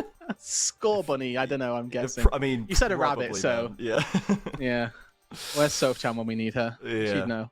I think it literally is. So wow. Okay. Yeah, well, there we go. Crush it. You're already there. So you already know the chat. You already know the characters, bro. You're already halfway there. And I'll just reference Score Bunny in this game this time. If Milia does something cool, I'll go Holy Score Bunny, and everybody will know what I'm talking about. It'll come full circle. We do have him currently just keeping an eye on Sorolu, vision checking onto this first Mountain Drake curse, and Feisty coming off the fountain to get in position here, and they will have a chance to contest this one. Teleport available in topside for Los, but not for VKS, so it could be a 5v4. It's easy to interrupt, in fairness, as the Scion. You can just sort of ulti at the target and stop it from coming down. Sorolu pinned into the wall there. Ooh, catches both the carriers on the wrong side of it. TP coming through, but the Scion probably going to get that cancel off. And deep goes Curse. Actually can't cancel it. Zest gets away with it. And now VKS are getting chased back into the jungle. Doodoo on the front line almost oversteps his bounds, but Zest drops the Darkin hammer on VKS with a triple kill into play. And it is a TP diff. Before this fight happens, look at the minimap, see what Zest does. He just runs randomly into Narnia. Like, he goes so far away so that he can get this TP down. And it's so crucial because Seo is on the very edge of quadra-killing Los down in the bot side. And again, this is when they are 5k gold down. Like, this is so close for VKS once again. Look on the minimap. Look at where we see the Aatrox go. He goes into the tri-brush, tries to get even further away so he can find a spot to TP away from. But Seo, this whole time, he's able to eats the ulti, manages to walk back, but DPS coming through in spades as Doodoo, 1 HP, Curse, 1 HP, misses a Q there, which could have probably found 1 kill at the very minimum, but again, with just a little bit more time, it's a completely different fight. It really is, but Los Grandes playing on that edge. Now, once again, the gold lead has rocketed up to 4.5k at 13 minutes, plus they walk away with the Drake. And VKS, I mean, this game from the first play was a bit of a nightmare, and so far it seems to be trending that same way. Now, Seo is the one remaining gold lead and has been trying to play out as best he can. He's got the Hexplate completed now, but this build does take a bit of time to get ramping up because you don't have that much AD and damage kind of building through in that early stage. He is going to get there theoretically, and he's going to have a lot of self-sufficiency with Kaiwing to back him up. But are they going to get the chance to get there? That has been the question. Yeah, Fiend Hunter bolts for the Zeri, a massive pickup. If you can get to that second item, kind of gives her a spike that you typically don't see on second Zeal items being picked up and finished for most AD carries, and we'll see if Seo, I mean, they're going to need it, like, absolutely. So we'll see if he can make it work. Even still, though, for these two teams, you know, expectations for this series and what this means for them, I don't think we're expecting either of these two teams to have given us a massive showing much later on into the bracket. Maybe a series up against Loud could be winnable, but as a CBLOL champion, I don't think we're all that convinced, as Curse 2 levels up on Sorolu here. Yeah, caught farming the Grump and has had to drop the ultimate. Flashes of the wall, and Miryu can provide cover to escape for the VKS jungler. So Los Grandes, they do commit some ultimates, have them traded, but no kills to be found this time. Hands in the frog leg jar, and he does get punished for it, as it is going to be a push into the mid lane now as well for Doodoo, trying to make... What? It's the Grump! It's the Grump! Okay. Miryu has been abandoned under his turret. This is the punishment for sticking your neck out for your jungler, I suppose. The bot lane turret going to fall in the aftermath there. Yeah, I had no idea what he was on about for a second there, but that's my fault. It does make sense, guys. It does make sense. Yeah, I get the impression as well that the majority of our audience are like... So some of them are Portuguese viewers as well, so... Yeah, maybe the niche English reference. I don't know. Maybe French reference, really. Like, yeah, more than anything. Yeah. Okay. Can they find the cross map? Feisty's just TP'd in here, but no, they can't. He just can't. wants to commit to this fight on the other side. Has perfectly trapped Seo in the wedge between the river wall there. Kaiwing going to get picked up as well, and Feisty turns that dive into a rotation to a fight play. I mean, now Wiser dies. Sorolu, I don't know if he's going to die. He probably walks it out. This is the Baus special, I see, yes. Proxy farming, that was the intention here for Wiser. Yes, I don't know if we're going to go as far as a good death for that one. Kind of just a death, you know what I mean? And top lane turret has gone down. it's Herald all going secured. wrong. It has been, man. It has just been one to forget for VKS so far. 60 minutes on the clock. 8k is the gold lead. And it's up to Los Grandes just to not trip over their own shoes at this point, because they really do have everything they need. But on the bright side, Miryu has just finished his first item, so that's nice. So that'll be good. We're yet to get there for Wiser, which is the other really sad part. He's the legal player in this game as well. He's not really done anything wrong. He's just like the team has been making decisions around him, and he's the one who has to wait this long for his first item. Where's the justice, man? Yeah. Now, again, we're 16 and a half minutes in to touch on first items. Wiser, notably still not there yet. Whereas Ackerman, 1.5 items deep on the support, feels good. With that Forbidden Idol locked and loaded. Two items deep with 8 stacks on a Dark Seal. It's it's all a bit tough right here. Zest threatening, and we do have Curse coming in. Gets the knock up with a Herald charge as well. The bot lane turret surely going to go down off the back of this push with the extra grub spawns. The VKS will offer a slight defense, but Zest pops the world ender. Curse just diving forward. Sorolo with the Crescent Guard will block the cut. Another Q lands from Curse. And there's just nothing to be found right here for VKS. They pick up a turret in top side, and they're just going to crash a wave. Zest buying so much space, walks in, takes like 5 turret shots, walks back out. One item, no armor. No problem. Yeah, big chilling. No Drake for them to refer back to. Oh, wait, yep, that spawned as well now. So that's 2, which I think is maybe the benefit here. Miryu dodges out on the football. He has been caught out here, and it's going to have to flash. Miryu is not interested in letting him away with this, but the Talia wall stops him. He's on the right side of it, but he's going to walk into the entire Los Grandes team if he's not careful. Now, the Dragon has been started, and VKS maybe have a window to grab it. That's tempo right there. They've disrupted the tempo of the Los roster, and that does net them a Dragon, all being well here. And you know what? I think that's a really big win. Compared to everything else that's happened this game. Yeah, this Los roster needs to win the game before the Zeri and the Victor come online. Now, are they by far and away ahead of the curve? Absolutely. But there is still a world where this game is lost by Los, regardless of this crazy lead. We've seen the Red Loud from last split springs to mind, where we've had a similar position. Now, they don't have Pyke on their team this time. So they've got a real support that does things. They've got a real support, but you know, they've got Lucian. That's about as close to that as an AD carry can get. Yeah, you know. What is Sayo doing? The damage he's doing certainly looks very fake onto Sayo right now, as he is going to get Curse ulted behind the turret, and Curse has gone a bit deep right here. It's all a bait. VKS, they do manage to draw in the Los Grandes jungler. They hold on to the mid lane turret. It's all good. Oh, they still hold on to the mid lane turret. Just about. Next wave, though, maybe not. Feisty going to try and spot Sorolu, doesn't get caught. Or does he want to get caught? Who can tell at this point? He smited the wolves. He's taking a lot of damage for this. Zest is going to walk up and take that mid lane turret. I'm very conscious that Miryu dropped Flash and Ghost to get the flash of Emilio and a Dragon. And if we need to get them online and doing damage in these plays, he does not have really any recompense right here. But the one person who does, Sayo, to survive right here. He was very frontline Zeri moment, and knew that with the power of his E, he'd be able to get out, and with the Lulu there as well, that wasn't going to be as big a problem as maybe I thought it was. Problem would have come from if Curse have landed that spell or some CC a little bit earlier. Powering able to takes a couple of autos on his way back. But I think that so far for VKS, obviously pretty rough. But it's not all over yet. I honestly won't say this game's over until the Nexus is done. No, I think we have to give VKS. They almost made it happen last game, and they were 11k down in that game. So there's still plenty of time for Los Grandes to lose the plot so far behind. So quickly, Well, there's one play I can think of. Here's the flashless Miryu, kind of showing what the problem there is. And is going to go down. So this is a nice pickup for them. Not really anything to take on the map. It's probably not going to convert into much, but it is still more gold. So what you're saying is this is all the butterfly. Still just trickling. Kind of. 20 or 18 painful minutes later into the game. Yeah, you know, if Miryu doesn't have to sit at level 2 and watch his jungler do that, he's probably not angry enough to flash Ghost after Emilio. That's true. And then lose that situation. Now, Cerullo has managed to dodge away from the seismic shove and flashes to safety, but Zest is just going to slide over after him.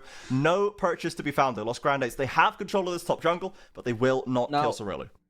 What I really like about Cerullo is he dodged all of the skill shots to show that he could, and then flashed anyway. Yeah. And it was a nice little sequence for him, exactly. And it's like, okay, well, if you're gonna cheat and auto attack me, then fine, I guess I'll flash. Yeah, like you should leave because I dodged, so you should just go. I deserve to live here. Is the crux of it, but.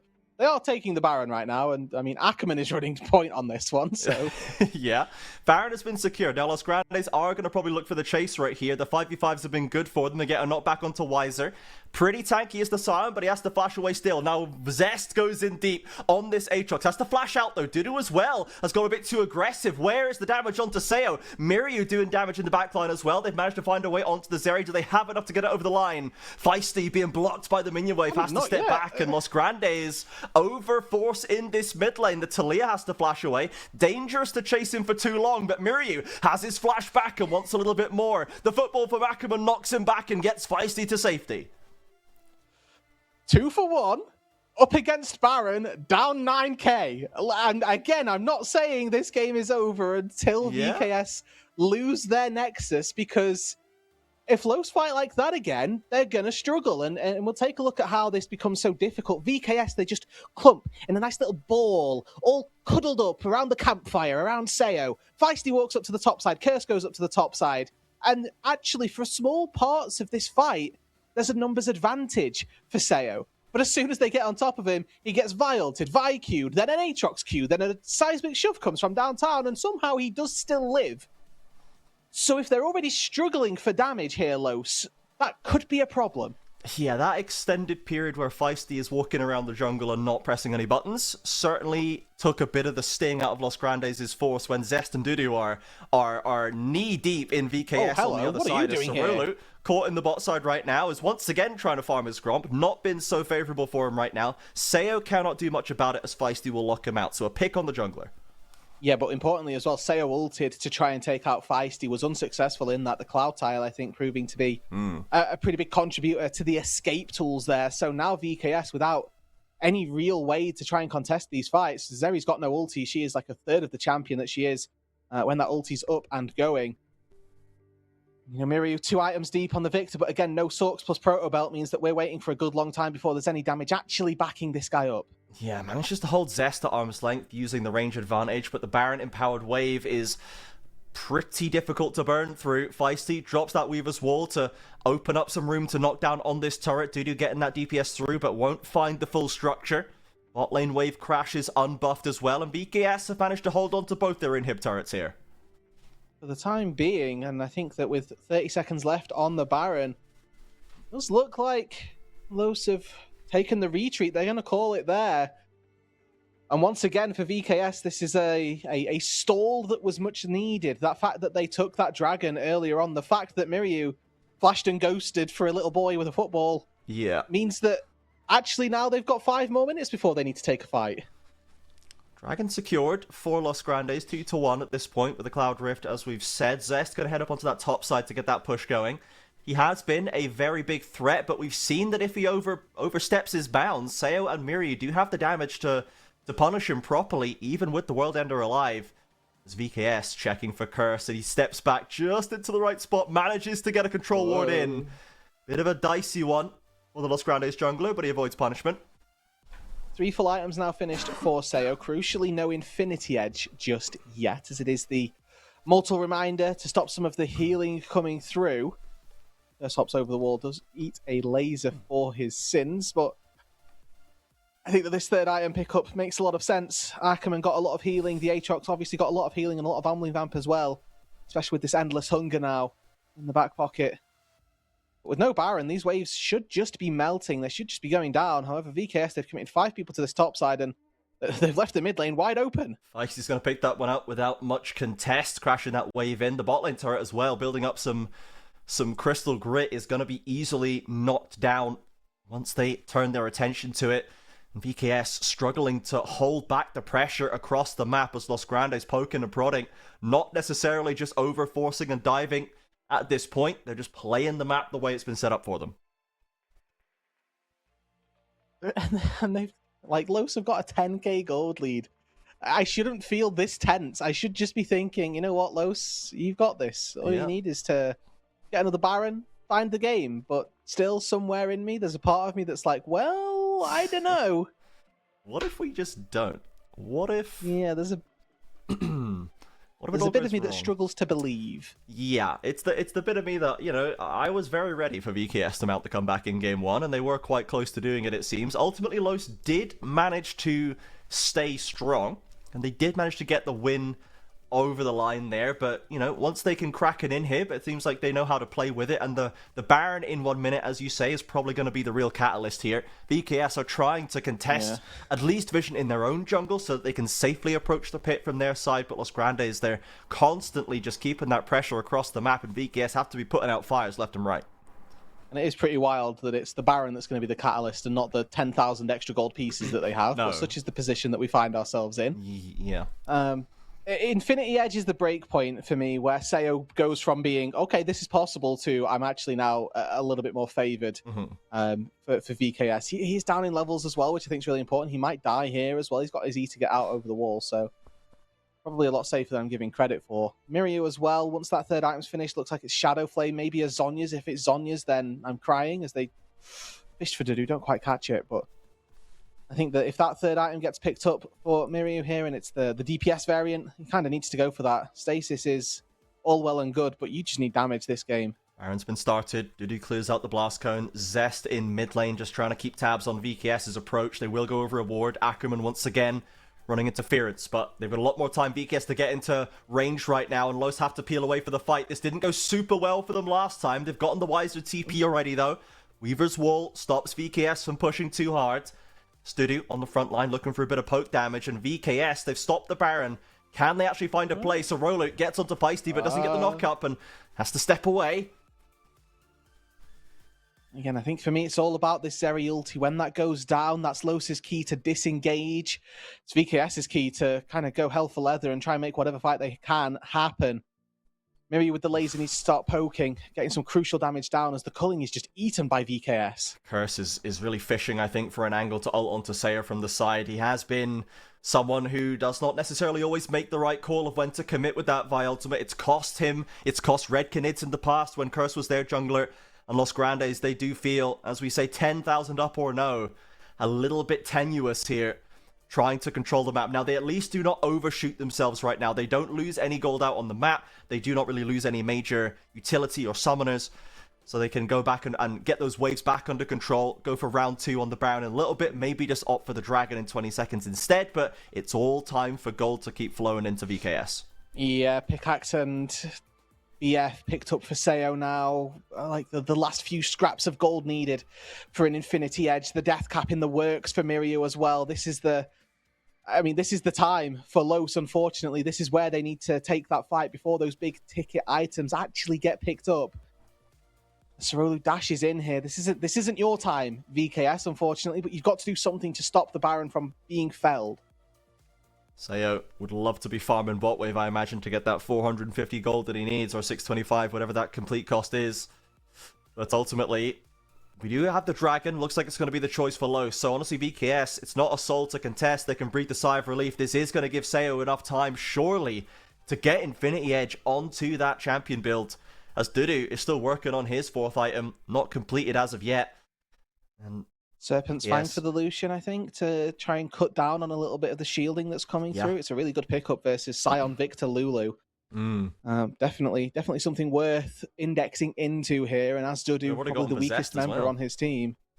Yeah, and you know, as you're relatively weak, and in fairness for Zest, he's relatively strong.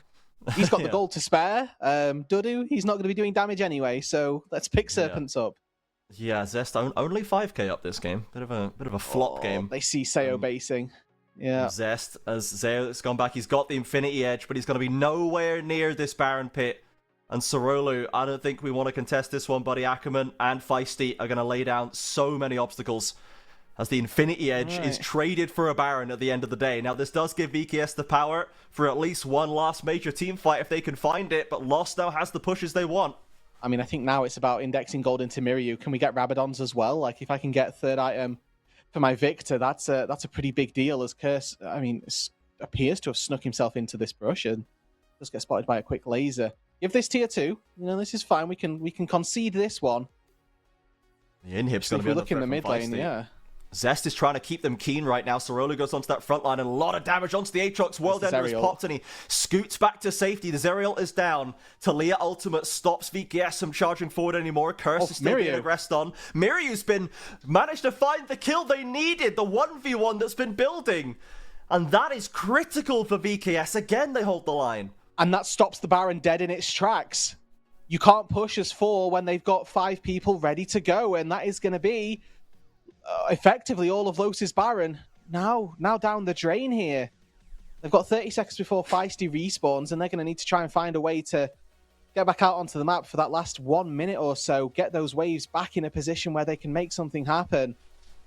But I think that for Los here, I mean, they should really be a little bit worried. It's Miryu, uses the ulti to interrupt the channel of the travel on the wall.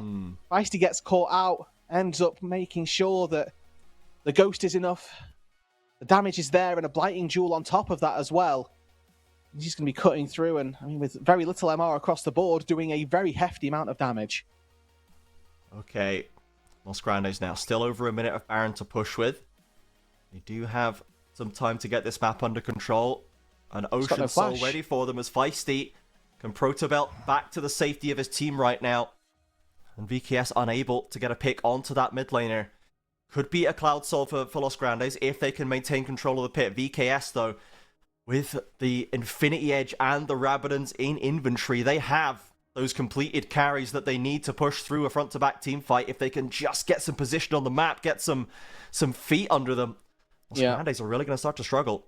Sorolu has been worrying me. He's been playing very, very aggressively, which is good and bad. He needs to be the one going forward, but he goes too far. That's then the problem, is the tier 3 turret in the top bot lane, rather, does fall. The inhibitor still stands. That's another structure down. As Wiser trying to keep Zest away from that bot inhib Dudu as well. Standing very aggressively in the faces of VKS without the Scion to really complete that CC chain. It's very hard to lock down Illusion right here as the defensive ultimate for Wiser back onto the fountain. Seeds that bot inhib. So Roodood drops a defensive ultimate as well. Los Grandes have expertly managed out this push. They'll find both inhibs again. They lose the fight and then win the game. Is this what we're going to see 2 times in a row? The Zest World Ender gives them some cover to leave, and they will not find the W just now. But it is now back to 2 inhibs down, only 1 lane left to push. Yeah, 1 minute on that Cloud Soul spawn, so the time that they're going to spend trying to make their way up to the top side going to be a little bit delayed here, and for VKS, they just weren't able to find that fight. They weren't quite able to find a flank angle in, get somebody in there to start up the fight, and I almost wonder, would it have been worth sacrificing one of their mid inhibs, right? Let's let Wiser come into this play and try and make something happen. Zest here fancies his chances against Miryu, who has no ulti right now. It's a pretty risky business. He's got Curse and Feisty coming around. If he can keep him just locked down here enough time for a Vi ultimate to get into range, Talia is going to be there to follow it up. VKS trying to help, but they're not there in time. It's a beautiful setup for Los Grandes. Feisty with another great stasis to avoid the Wiser ultimate. Now Scion's left on the wrong side of town. Has to limp his way back to the turret, and Los Grandes, they've got this push in top started. I mean, Drake is spawning in 5 seconds, but with 40 seconds on Miryu, I think Los need to go for the throat. They want to end this game right here. They're going to go through top lane. They're going to make sure that the game is as easy as possible for them to play with 3 inhibitors down. The Soul a formality. And it's now all eyes on Seo to be that Wunderkind carry that we need from him. He hasn't quite got the GA completed. He's got some extra armor in the inventory. As Zest steps forward, takes a fat chunk out of Sorolu's HP bar. It'll give them cover to complete this 3rd inhib. And Roodood, this is very similar to game 1. It is. The 11-12k gold lead is here. The final push through top inhib is here. Can Los Grandes complete game 2 in the same way? I don't think they end here. I mean, there's a TP coming back in, but Miryu's back, Flash Ghost and ulti ready. This is risky business. Zest is gonna slip away. The timing not quite there for VKS. Curse threatening on the front line, but Miryu boxed in by the wall isn't gonna take any damage from it in Los Grandes. They haven't found the setup that's ideal for them right now. Weiser tanking up that front line. Miryu not gonna get dragged in by the Infernal Chains. Seo desperately clearing out the minions as fast as he can, but the Nexus turret's now under threat as the Super's crashing in. It's so many things for VKS to keep aware of. Los Grandes not getting out of this unscathed. Miryu, he stepped so far forward, but Duty with the last auto attack, and the VKS mid laner pushes too hard once again. 4v5 now on the board. Weiser ults out of the fountain, has to flash away. It's falling apart for VKS. They had the hold. They looked like they could stop Lost this time. But again, the pressure, it's too much. The carries falter, and Los Grandes complete the second win in the series. And again, 15,000 gold lead. This looks like a stomp on paper, but it took them 35 minutes to get this one over the line. It took them similar to do the same in game number 1.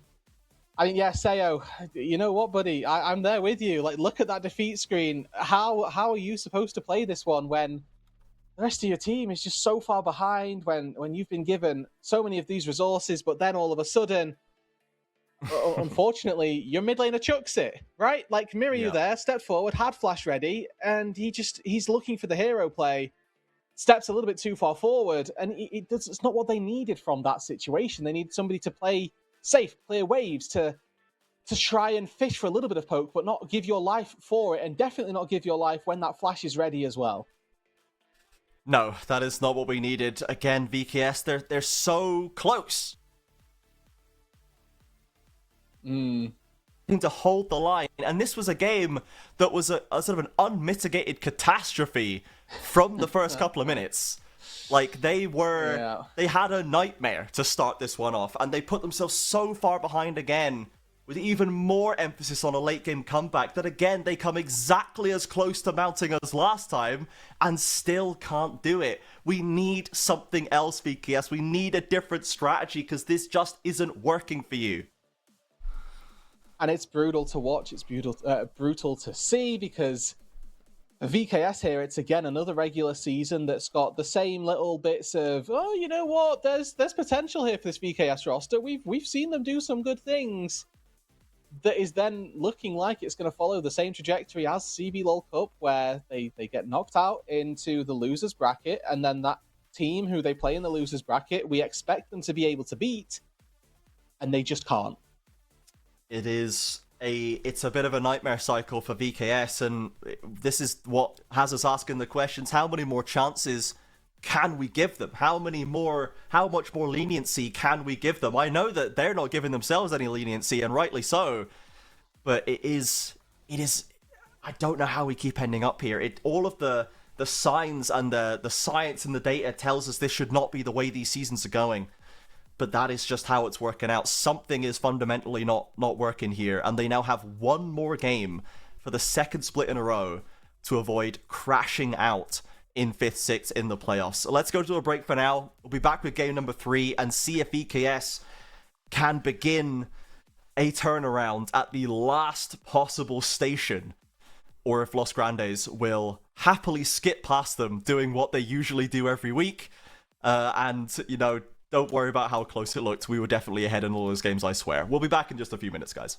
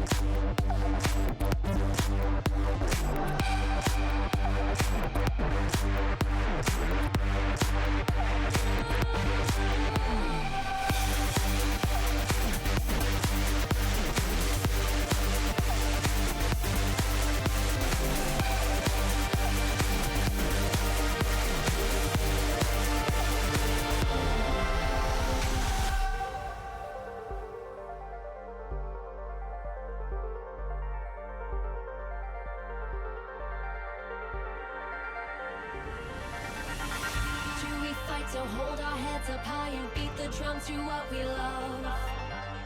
Risk the fall, or we have felt it all come crashing down from far above. Stars are rising, countless worlds colliding, only one will take it all. Can we bring to fall the giants? Can we make the final call? We are the ones to ignite the darkened skies, the champions of the world that we defy.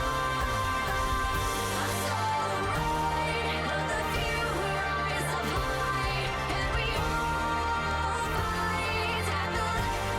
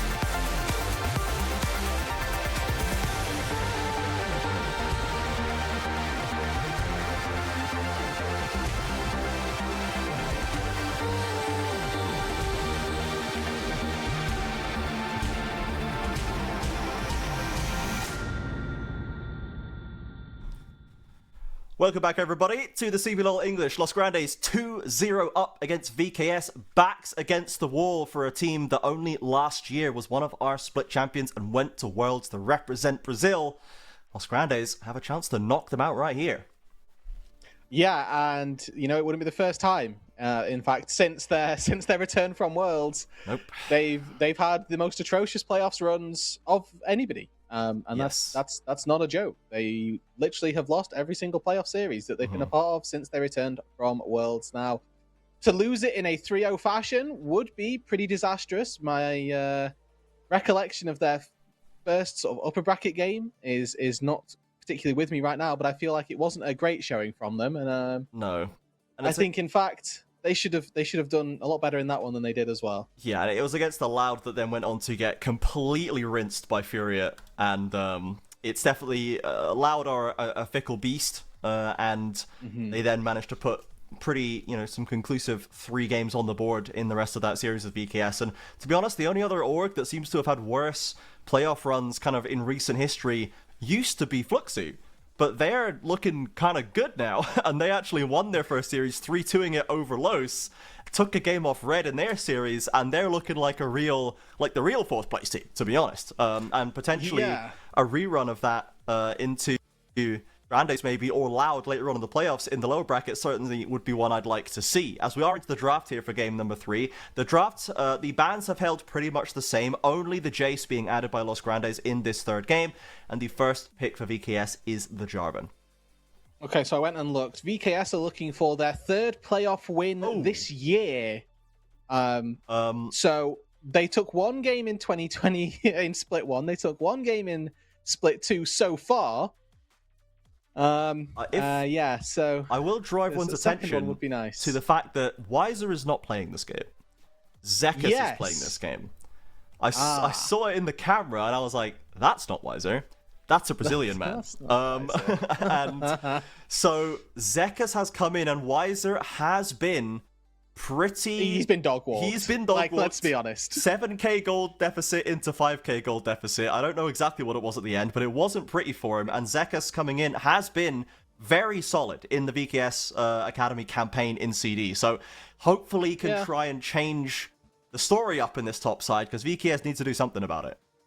That's true, and I think this is the exact right type of thing that you should do in this position. Like, no offense to Weiser, but he's been getting slammed, so you may as well try it. This is the second best of 5 I've had today, and it's the second one where 0-2 down, the Hail Mary team have gone, well, I'm going to swap someone, and we're going to hope that works. Spoiler for the LPL, it didn't, but we'll see if he, and honestly for VKS, like, I think it's got a good shot. I don't know the VKS Academy system quite like I was familiar with the swap of the IG mid laners earlier on, but I'm here for it. Yeah, I mean, I don't think, surely it can't be worse, man. You can't go down 8k gold, no, is my idea. It's almost impossible to do so while playing the game intentionally to win, as we do have the comps for the first rotation locked in here. Ryze, Caitlyn, and Nivea for Los Grandes. That sounds like a sort of a backline that's hard to get onto and hard to get a hand on. And then for VKS, we have the J4 as mentioned, and a Jhin Karma to lock down. So double ranged on both sides of these bot lanes. Some big burst potential, to be honest, coming in from both sides, if they can land their skill shots correctly. So could be a bit of an explosive one, and Dudu and Ackerman have certainly been pushing for kills most of the time today. Give me an Akali ban here. I think that's really important, that they can take away something that goes diving with the Jarvan. I think so far what VKS are going to be looking for is something to go diving with said Jarvan, right? If you try and stand firm against these guys, they're just going to out DPS you. They're going to slow you. They're going to zone you off between Anivia wall and Caitlyn traps and what have you. Like, you just need to get in there and try and do some work. Now, it's worth mentioning that this Anivia is a flex pick, as is the Ryze technically. I mean, the CBLOL will long remember the Ryze top from Robo International, which, that was a Ryze performance of all time. But the Anivia can still go both top, mid, and support, importantly. And I do think versus Jhin Karma, it actually has a really, really good lane. Yeah. Now, we might be about to take the heat out of this flex with this Renekton lock-in, but we'll see what the choice is going to be. They are still saying, we can play any of this stuff top lane, to be honest. This would then be a nice bait and switch. You're taking your jungler. To lead into the Anivia flex. It would be pretty good. So, Curse. If it's the Lee Sin, I was going to say, I don't think we've seen the Cursed Lee Sin, and I'm not sure I super want to, but the Rek'Sai, that's a Curse-ass champion. That is a very solid champion for him. It's got a very clear play pattern. It can do a lot of easy disruption. You don't necessarily have to be the first into any situation, though you can be if you find a good angle. So I like this for Los. They had also anticipated your needs, Roodood, and they banned Akali in the first rotation, so... They were like, this guy, they were like, we know what Roodood wants here. We're going to go ahead and put that on the board for him now, just to keep him happy. Early doors. And the Syndra's going to come out for VKS. So Miria with a very classic mage, not one that's found a lot of success so far in the CBLOL. 1-5 right now in the first split here. And the last pick for Zekas, we will see what the choice is going to be. When you could be up against the Nivea or Ryze or anything else, to be honest at this point, it's not the easiest time to pick. I mean, this is now the window where you put Ryze top and Nivea support, and you pick something to counter the Syndra in the mid lane. Both of these mid laners kind of suck versus Syndra. She outranges you and can kind of bully you around. So this is when you go, Ryze will do fine versus the Gnar. And we see Feisty lock something super juicy in for a mid lane pick. Yes, so Los Grandes with all the cards right now, cycling through tops, mids, supports, Pike, which I don't class as any kind of champion because he doesn't do anything. Yeah. So he's a minion. I think they'll go support here. Yeah. That's my guess. Who knows, man? Okay. Yeah. Okay, that's Silas. Good. Also. Low play to win. Yeah. All right. So let's see what the actual assignment is going to be. We have to assume here that it's going to. Well, I mean, does Silas top work?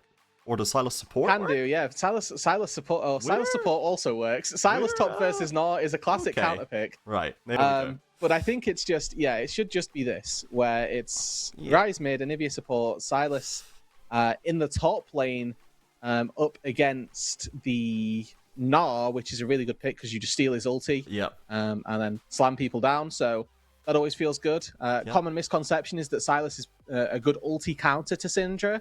Because, Syndra's ulti is really scary, but Syndra's ult's only scary because she can put so many balls down, where the Silas can only get 3 at max. So nice to see that Zest has got a very prolific answer probably only from level 6 onwards. Would expect Zekas to have a pretty decent run of things early on. Yeah, obviously Silas with multiple with good gap closing options if Zekas does not have his wits about him and cannot space him properly. So there's punishment element there. However, if Zekas is comfortable and knows how to play from range, that should be a pretty solid top lane matchup for them, which is not something they've had at any point today so far. So lost cooking in the draft with this one. Running with the triple mage flex, or the triple mid laner flex, I guess, suppose, and have managed to get themselves some solid matchups right here. We have the Roodood Caitlyn as well, kind of backing it up. I don't know if we've seen this too much out of this guy, but we have seen a couple of AD carries, like Ayu springs to mind, Morteus as well, really doing a heck of a lot of work with this Caitlyn champion right now. That champion's power curve through the game has been massively smoothed out from a couple years ago, so that's going to be a solid option for them. And VKS, subbing in top laner. We don't have quite as much of a defined sort of scaling win condition right here with a Jhin and a Syndra and a Karma support right now, so it's not quite as cut and dry. Have they at least given themselves lanes that they can play? Because this is not something they've done so far today. Jhin Karma, if you can't play with this lane, something is wrong.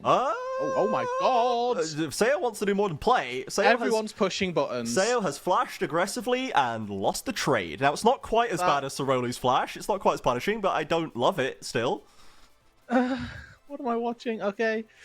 Headshot gets used. Sayo barriers nothing. I don't know what's going on, man. Oh my word, VKS have lost their minds. We're just... Everyone's just hitting each other constantly. Okay. I mean, so the power of Karma is her poke over a slightly prolonged period of time, okay? Like, you don't win all-ins necessarily as Karma, typically, but if you go for a poke, like, I'm talking 30 seconds, that's 4 Karma queues, okay? We can manage that. And hopefully when they land, good things tend to happen. Now, obviously, not proven to be the case down on that bot side just yet, as they've kind of gone... level 1 must fight smork moment, and that's not proven too effective for the bot lane. So Sayo just doesn't have flash right now. So we'll see if Curse wants to try and make something happen here, because obviously the setup with Anivia Wall when Jhin does not have a way to get over the Anivia Wall now that flash is down. Anivia Wall into the stun ball, into Caitlyn trap, into Rek'Sai knockup. If Sayo gets caught, he is not going to have a lot of fun. So they need to be very conscious of that. As we do see at least one of those good lanes that VKS has. Zekas is using the Nara 2 great effect, and Zest is dropped pretty darn low. Yeah, I think it's just a recall here. Get your TP down. Zest, obviously. Not the D-Shield Second Wind duo, but he has got Grasp, probably Second Wind locked in there as well. So with 2 potions as well, he's easily able to sustain back up. And yeah, whilst it looks like Zest was in a whole world of hurt, he's got a lot of sustain still locked and loaded, ready to go. Either way, though, this is not a already sort of 200 gold lead, which we'd seen in previous games, given Zekas in this top side doing quite nicely so far. Now, what I do want to highlight is that as this game gets later, the value of Mercury treads for VKS goes up exponentially. There are triple mages who all have CC. So let's make sure that we get those locked up nice and early, and give ourselves an opportunity to get away from those. And in terms of the damage output and how the team fights are going to play out, it's eyes, believe it or not, on this rookie call-up. I'm going to assume. I don't think I've seen Zekas in Tier 1 previously. So. You might have to forgive me if he did in 2025, but this is a Gnar game if I ever saw one, because you're going to need this guy to find those big ultis onto what is effectively 4 squishies and a Rek'Sai, so you can call it 4.5. But if you get that engage... Then the follow-up from Jarvan, the Narvan duo was a famous pending duo for a long time, as actually seeing a bit of attention down on this bot side now. Sayo with no flash, does have barrier back up though. Okay, let's see, can they make it work? Is the punish going to be there? Knockup opens up from the Rek'Sai, and the burst is just so clean from Los Grandes, everybody. And the Sayo level 1 flash comes back to bite them. Yeah, and that's the beauty of flashing level 1, is that you actually can't escape those types of situations. Uses his barrier, but doesn't manage to get out to safety. Goes back, picks up a serrated Dirk, which I don't really mind. Again, he's playing against 4 squishies and a Rek'Sai, so not the most armor that he'll need to try and cut/shred through here as we move later on into this game. From a quick bit of research, it seems like Zekas may have played a small handful of CBLOL games back in 2022 on Renska. So there you go. It was not a successful split for them, as not many were for Renska at that time. And was this the 9-man Renska roster? Or was this... Yes, there's a lot of names in this box of there's 3 junglers, 2 mids, 3 supports. There's a lot of players on this roster, and it doesn't seem to have gone super well for them. But he's now back and has had a lot more success, it must be said, I think, on the VKS Academy roster. He has certainly looked like a solid prospect and is doing pretty decently into Zest right now. Is going to go to the transformation in just a moment, but continues to keep the pressure on this Sylas. Yeah, no TP for the Sylas either, so if he goes back to base, he's going to have to walk it out the long way to get back in. Trap lands. Bit of damage to be found right there. Sorolu waiting for a chance, but is on vision. Oh, and here comes the Realm Warp as the well. flash over the wall instantly from Feisty with Ghost going as well. They catch up both of them at the same time. And Los are so clean in the early game, man. They look so polished, pulling these plays off. Kill a piece for Feisty, Ackerman, and Curse now. Yeah, Mira, you're not able to move out of that mid lane, just nowhere near as quickly able to respond. The Realm Warp far too good, and a really good flash over the wall as well just means that there's absolutely no escape for this bot lane. The Jhin Karma definitely feeling it as the Caitlyn. 2 plays for Dudu so far in this split. He's 1-1 on the champion so far, but he's looking to make it 3-0 and make this game as signed, sealed, and delivered as the rest of them. But Kyrene just playing very aggressively, right? He's playing Jhin Karma, kind of has to, but the trap lands, headshot comes through. A good flash away, but Sorolu, you just kind of need to get in there. I'm going to be honest, sat on a ward waiting for something to happen. Just recalling. And yeah, just nothing there that actually is of any use to your team. Yeah, it gets cancelled in the end of it as well. And ultimately, we just have no action coming out of that jungler for this third game so far. It's another very quick start for Los Grandes. 1,100 gold lead, 6 minutes in.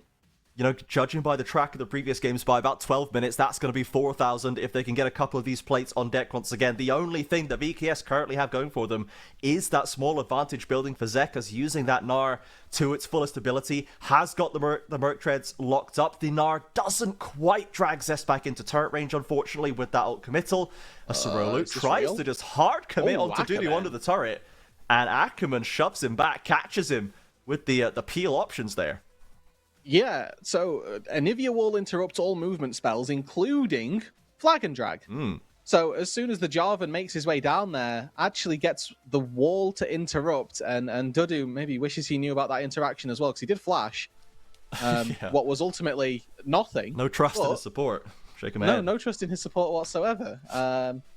Either way, it's a flash gained and a dragon earned as well for VKS. One of those things that we highlighted in game number 2 as well. That buys them 5 extra minutes, and again, it looks like those 5 minutes are going to be sorely sought after. Yeah, they really needed those extra minutes to get to the point where they could almost win games 1 and 2. And if they had another couple minutes on top of that, who knows what could have happened. Sadly, Los Grandes did not give them that chance, but they have lost out on this first rake, as we can see. So they will have to try and make those plays without necessarily Zest having a strong lead in topside. And in terms of the playmaking potential, they've got Rise ults for flanks. They do have good catches, right, with the Anivia stun and the Caitlyn traps, as we said. It's very hard to approach them. But in terms of aggressive playmaking with, the tools like a Pantheon or a Vi from previous games, the Rek'Sai, not quite as effective, not quite as long range, not quite as guaranteed. Yeah, quite right. Definitely not the hyper engager that they've been used to having. Curse Pilot still possible on the Rek'Sai, don't get me wrong, but definitely by no means as easy. Zekas does get swapped down to that bot side, and it's in an effort, you would imagine, to try and limit the lead that Dudu and Ackerman can find, but that only seems to serve the fact that there's only one person down here to be dove instead of 2. Yeah, Zekas isn't quite mega yet. The flash knocker has managed to get his own flash away to avoid the Nivea CC chain, but the Rek'Sai ultimate is there. Mega Gnar pops to give him the HP he needs. A stun into the wall, but Ackerman tanking up the tower. And the egg will give him a way out as Dudu completes the kill. Now Zest, with his own 3v1 to deal with, flashes away from one, sidesteps 2 Jhin ults, does get hit by the 3rd and the 4th. But VKS do not have what it takes to get that dive done. Yep, importantly, he's out, right? Job done. He doesn't die underneath that turret, and now the recalls have come through from Curse and Ackerman. They're able to book it out to this top side, and they're probably going to try to stop these grubs from going over as well. Probably one picked up for Sorolu as he smites that, and yeah, he knows immediately it's time to get out of there. 2 grubs going to be picked up by Los, and it's them once again running over this early game. Miriam, the only one with a small advantage Zekas obviously swapped into a losing position there. Can't really fault him all that much, but This is... the advantage that he had just sort of got swapped out of. Every time it's VKS, they're shooting themselves in the foot on cooldown in these early games. They're creating situations where they can lose to Los, and Los are like, okay, so you've wasted your flash. Okay, we'll just dive you. Oh, you've swapped your top laner into bot side. Oh, okay, well now we can dive them easier than we can before, and we already have the setup here. Like, it does feel like VKS are the architects of their own destruction today. If that's what sends them out of playoffs, I guess deserved. I'm going to be very disappointed, and yes, it is indeed deserved. Ackerman going forward here has the Glacial Storm ready, so pretty much always able to find a fight. Did it? The damage coming back from VKS, definitely not to be sniffed at. There's a 4-shot there as the barriers waited. Flashes again being traded. VKS, Sayo comes in though, flashes forward, gets the kill before the Caitlyn ultimate can come through. And now Sorolo and Miri have arrived to complete the punish onto Ackerman. No egg to speak of. And VKS finally, they pick a fight they can win. Alrighty, and let's look at the items quickly. Dudu had Hex Optics before that fight started, so that was a fight that should have been easily won by Los, but it's an outplay by Sayo and Kaiwing down on the bot side. And again, let's take a look at this. Sayo dodges out on, well, actually doesn't dodge out on the Q, but no follow-up from the Flash Frost. Dudu's putting his traps down. They don't do any damage. Dudu eats everything here as Mantra Q connects both sides of.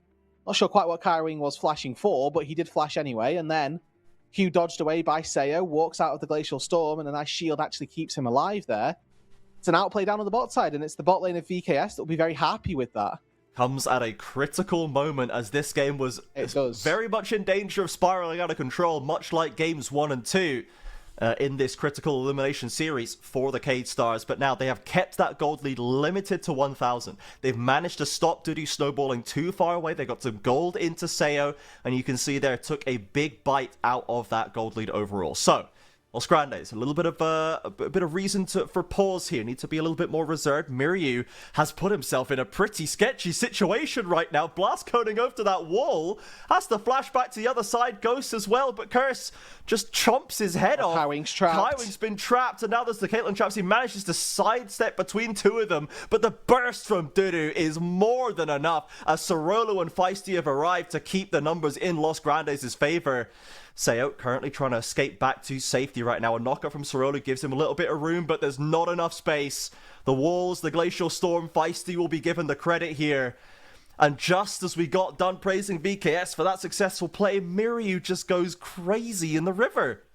Yeah, it's another instance where Miryu again finds problems with his own gameplay and decides that he doesn't want to play it anymore. Ends up giving his life there, and you know, in fairness, it's a great wall by Ackerman, intentional or not. It catches Kaiwing in a position where he can do absolutely nothing about it. And all this while, feels bad man for Zekas on that top side, who, you know, he's completed his top lane quest. Got his team told him, go bot lane, go die. He went, okay team, sorry. Okay, thank you for the promotion, thank you for the opportunity. And he's still got a gold lead. So this is the vision as Miryu saw it. He doesn't see the Rek'Sai at all. Yeah. I guess just either fed bad information or taken a gamble, right? Taken a percentage play. We don't think he's in there. We have a catch. If he's not, let's go for it. Sadly, the odds did not favor them on that day. And now, again, in fairness to Sayo here, or maybe in detriment to Feisty, let's look at all the cues from Feisty to give some sort of hope. Dodges one, dodges two. Well, point and click, lol. Yeah, it's certainly not the cleanest execution right there, but a kill's a kill, I suppose. And now Curse is the one, along with Dudu, being owners of the major gold leads right here. He has had a very solid day, I will say, from the jungle position. A couple of riding very close to the line kind of situations in game 1, but ultimately he was able to get out of it and use was threatening the GA use as a tool to try and create opportunities there. Loved his game 2 on the Vi. His early game was exceptional and gave them everything they needed. And now the Rek'Sai, same kind of story. This has been a very good day for him. It has. And, you know, he's making a nice little return here as now Zest is TP'd in, has that big shield, but Zekas hops forward, has lethal tempo. Gonna get that Mega in a second. If he can drag Zest back to get him in range, cannot quite do it. And Zest under pressure still, but has eked out a bit of a CS lead, has avoided dying so far. And ultimately, the Silas is going to get to a very scary point later on. It's level 11, so those upgraded ultimates are going to be strong. Ackerman, though. Miryu. And now Miryu abandoned. No Zekas to help him. The stuns are going to come through. A stolen Unleashed Power. Big stun coming through from Miryu, but Feisty's already there, and the TP arrives late for Zekas. Now Sorolu, Kaiwing, and Sayo are coming through. Lovely Cataclysm, actually. Locks down the lost solo laners and sets up 2 kills back for VKS. And that's good. That's a good collapse. What are they losing on the other side of the map? Roodood here. Headshot charge. Going to be able to take down this mid-tier 1 turret alongside Curse. You can see just hovering in the wings. That gold will let them know that there's a Rek'Sai off in the wings here, but... Waiting. Trying to bait Sayo in. Trying to see if Sayo would come to stop him, and he's absolutely right. Can he get to range? Has to flash him with a knock-up. And the Caitlyn ultimate won't have a chance to complete. So you could see Los, they knew exactly what VKS were going to do. We're going to push this wave. Sayo's going to come and try and stop him. I'm going to wait off vision. And as soon as he shows up, I'm going to flash on him. And that's exactly what happens. I mean, yeah, Sayo there, maybe the first illegal play that we've seen from him, but that was criminal. Like, he should not have died there. Yeah, you should see. You're a level down on the Caitlyn, who's got everything available. You saw the Rek'Sai because the gold went to somebody in a brush. Yeah. It's nobody else. And this before. Oh, Sorolu. Okay, well, that's fine. I respect the effort. Yeah. But yeah, he wasn't going to get the thing anyway. It is just a bit of situational awareness missing, as my dad would say, for Sayo there. And yeah, we have this again, this problem of timing where Zekas, they managed to try and get a play onto Zest, they don't find it. He recalls, and as soon as he's gone, Ackerman is exactly where it needs to be. Loss have just had such a run of this early game. They know exactly when and where to make the plays to have the best chance of success. Yeah, and I mean, Sorolu here, really clinical with the engage, just flash Cataclysm. I guess he didn't have EQ up. But that's the first time we've seen him do that. And we're, 16 minutes into the game. He's level 10. Like, that's the first big ulti that we've seen. Ackerman has eggs still available, but I don't think he's the one in trouble. Sets up a potential flank for Zest, who cannot connect the chains here. Curse gets in, already used the flash before, but Miryu loses both summoners to this aggression. Finds another stun, Sorolu looking for an angle perhaps, flag and drags, and buffers away from the stun from Ackerman, as both teams will break apart. Alrighty. Nobody goes down, but Roodood already out of the mid-game Caitlyn trough. As that Infinity Edge has been picked up. He's still got the Zerka Greaves as well, so he feels really good. Always going to be a big spike for every Caitlyn item that he does pick up, and he's 2 levels up over Sayo also. Who's opted into this Youmuu's first, which I don't mind, especially up against quite immobile bot lanes where move speed is vitally important. But then going for this RFC on 2, he's looking to keep himself safe, but he's going to be lacking in the damage department whilst doing so. Yeah, not too much kind of raw tankiness for Los Grandes as well. There's a lot of Zhonya's buyers, potentially. Obviously, Ackerman is working on support gold here, and probably unlikely to invest in that one, but Feisty and Zest certainly can, and Curse isn't going to lock down too much in the way of armor, but can get some eventually. So the Youmuu's does have decent value. We've seen him manage to leverage that damage as best he can, but ultimately, so far, we call him Senior useful for a reason, and his usefulness is potentially decreasing. What's the Portuguese version of Senor? I feel like we should adapt. I feel like you can say Senor, it's just spelt differently, right. I believe. Obviously, the chat can correct me here, the locals there, as we do have a stun onto Roodood and a Jhin ultimate coming across, but no low HP bars, mean the execution element isn't going to get too much done right here as the dragon spawns up. Would be the third for BKS. This is a 4v5. Look at what's happening on the top lane right now. They're losing their top tier 1 turret in favor of setting up for Soul Point. Curse has just gone very far away here, and that was the window, I think, for VKS to start this, but Rek'Sai's still going to be able to get in. Okay, TP coming in. Zekas gets in, gets one stun on store for Feisty, but there's just no follow-up. Curse is deep into the backline, ults with the knockups as well, Miryu with no summoners, but Sayo manages to get the damage down.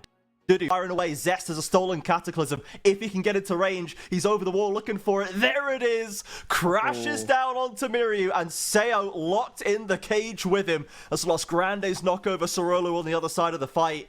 And Los Grandes just cannot put a foot wrong in the players right now.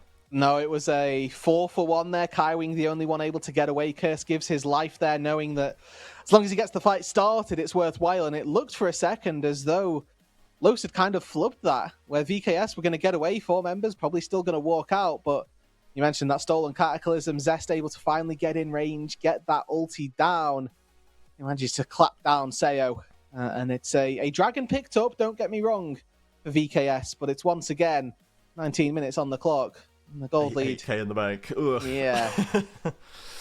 Now, again, it's a good flash from Roodood there. He gets out of Zekas's engage, and actually he's buying a lot of space, which means that the sort of 4v1 that's happening on the backside looks pretty good. They also stop Feisty really well. A good scatter and a good flag drag over the wall actually keep Feisty at bay. Unfortunately, it's just not enough, and Sayo does get walked down. Yeah, the fact that Zest gets both the carries in that as well is just a bit of a nightmare. And you can see now, very evenly spread gold leads across the board for Lost. This is not necessarily a Zest 7k here and a Curse 1k there and a Roodood 3k there. It's everybody's got a neat 1.5. And Miryu has been caught once again. Miryu with no summoners has been a bit of a running theme here today, and is being caught out a lot. The Anivia doing some nasty things to him. And Ackerman showing a little bit of skill, a little bit of adept powers. Hold on. Zest is just going deep for this one, and nobody from VKS can stop him. Curse flying in with the ult to secure the kill on Sayo, and the rest of VKS just have to peel back. There's nothing they can do. Oh, another chain lands onto Kaiwing this time. Sets up a knock-up, and VKS 1 by 1. They're just getting picked off by Los Grandes.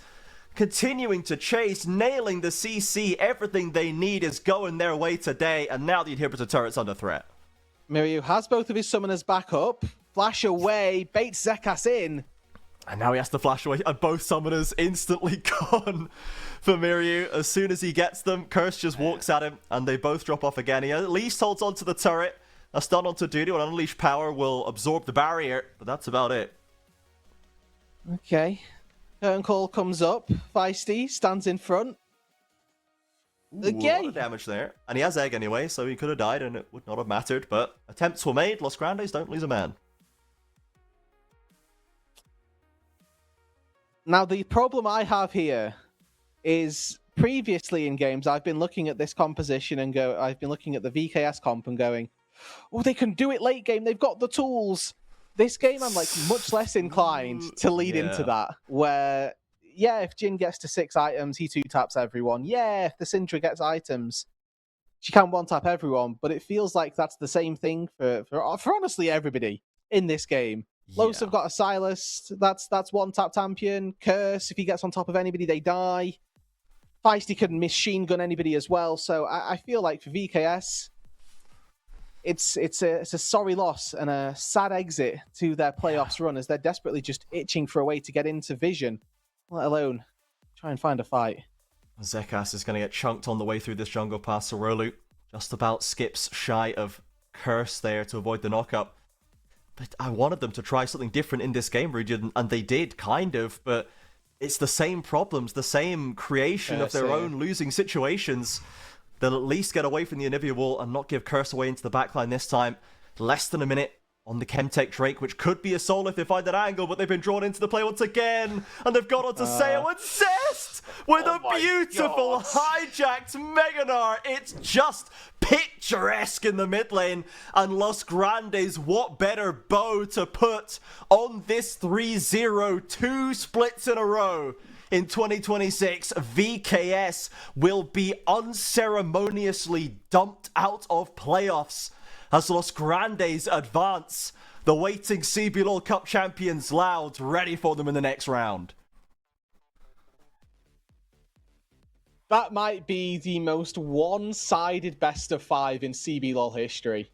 Oh, genuinely, from the beginning of its inception all the way back in the late 2010s, to the reimagination here in 26, take a look at the gold graphs and the gold difference at the end and add them all up. I think that's the most one-sided CBLOL best of 5 ever. I haven't got the numbers, but I'd be curious to see. It's probably close. Yeah, that was brutal.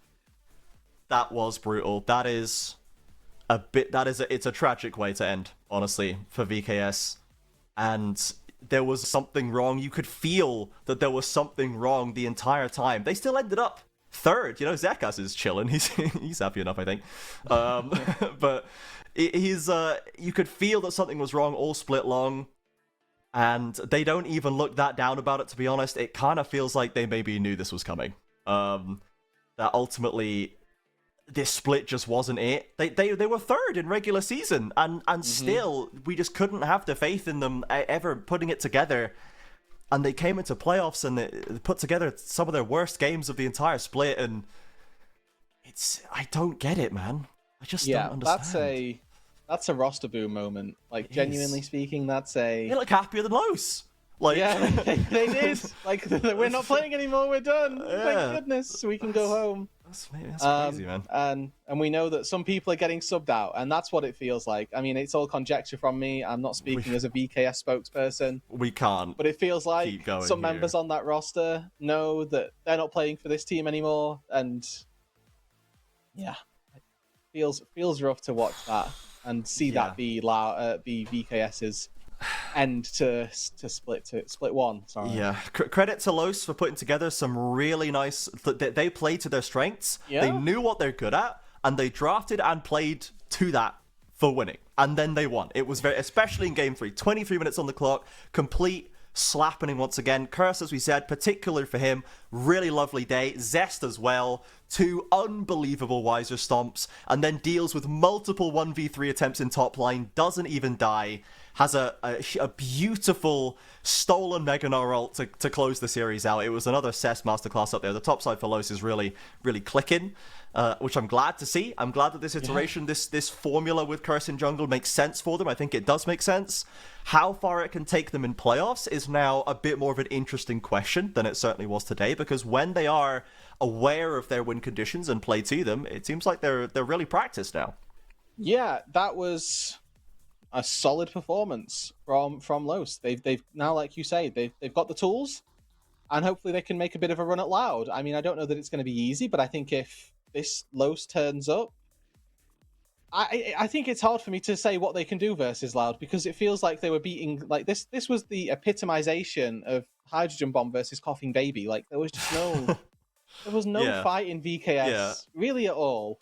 And like, low-key, the Coughing Baby was like punching itself in the gut the entire time. Like, it was the Coughing Baby was against itself, and the Hydrogen Bomb just had to kind of stand there and go, well, this doesn't feel good. Like, I don't feel good about winning like this. Like, the Sorolu flash in Game 2, the Seo flash in Game 3, like, we're just, what are we doing? I don't understand some of these plays. And the way Los were just like, oh, I see what you've just done there. I am now going to hammer you on this mistake in the next 45 seconds without question, and there's nothing you can do about it, and there was nothing you can do about it. It was a very odd series. It was a very odd series. I'm happy for Los. A very odd series, a very one-sided series, ultimately. And hopefully, I dare say tomorrow's will be different. ?/hope. Yes. Is it Furia Red tomorrow, or is it Los Loud? I think it's Furia Red tomorrow, which is kind of fire. It's definitely something like that. Definitely one of those two. It's Furia Red. Big. Okay, that should be good. 4. Yes. This should be good. That should be absolutely worth watching for sure. With Furia trying to get over their Red Demons, which they had conquered in the regular season, finally taking a 2-1 series victory over them. They've already knocked out Loud. They've beaten their Loud playoff Demons now last round with a quick 3-0 knocking them over. So Furia are firing on all cylinders. And Red, this is the time for us to see if this new Red roster is actually higher ceiling than before, or if they're once again going to fall apart in the upper bracket final and not kind of realize that split winning dream. It's been a while since we've had Red champions, but they have been close many times. Yes, they have indeed, and I'd like to see it from them. I feel like Furia have been relatively inconsistent so far this split, and Red have just been by far and away our best team. They took a 3-1 versus Fluxu, which I think they probably could have done a bit better than, but and I'll give credit to Fluxu on that one. I think I'll give Fluxu a lot of the blame for that one, because they certainly have been improving a lot as well. So. Yes, it should be a good series. Certainly some back and forth. Great jungle matchup as always. So you can look forward to that. We will say a muted goodbye to VKS and wishing them a very change your roster. And for Loss, the good times just keep rolling, man. Like, again, they're just here for a good time. They had a good time today. And let's see how much sauce they can dole out against Loud and Fluxu and whoever else they meet. So cool, man. Good job, guys. I'm happy for you. All right. Thank you very much, everybody, for watching. We will be back same time tomorrow and on Monday, I believe. We do actually have producers for all these days, so that's going to be good. So we'll get all these series streamed up for you. And with that, enjoy the rest of your Saturday. We'll see you back here tomorrow for Red versus Furia. Have a good evening.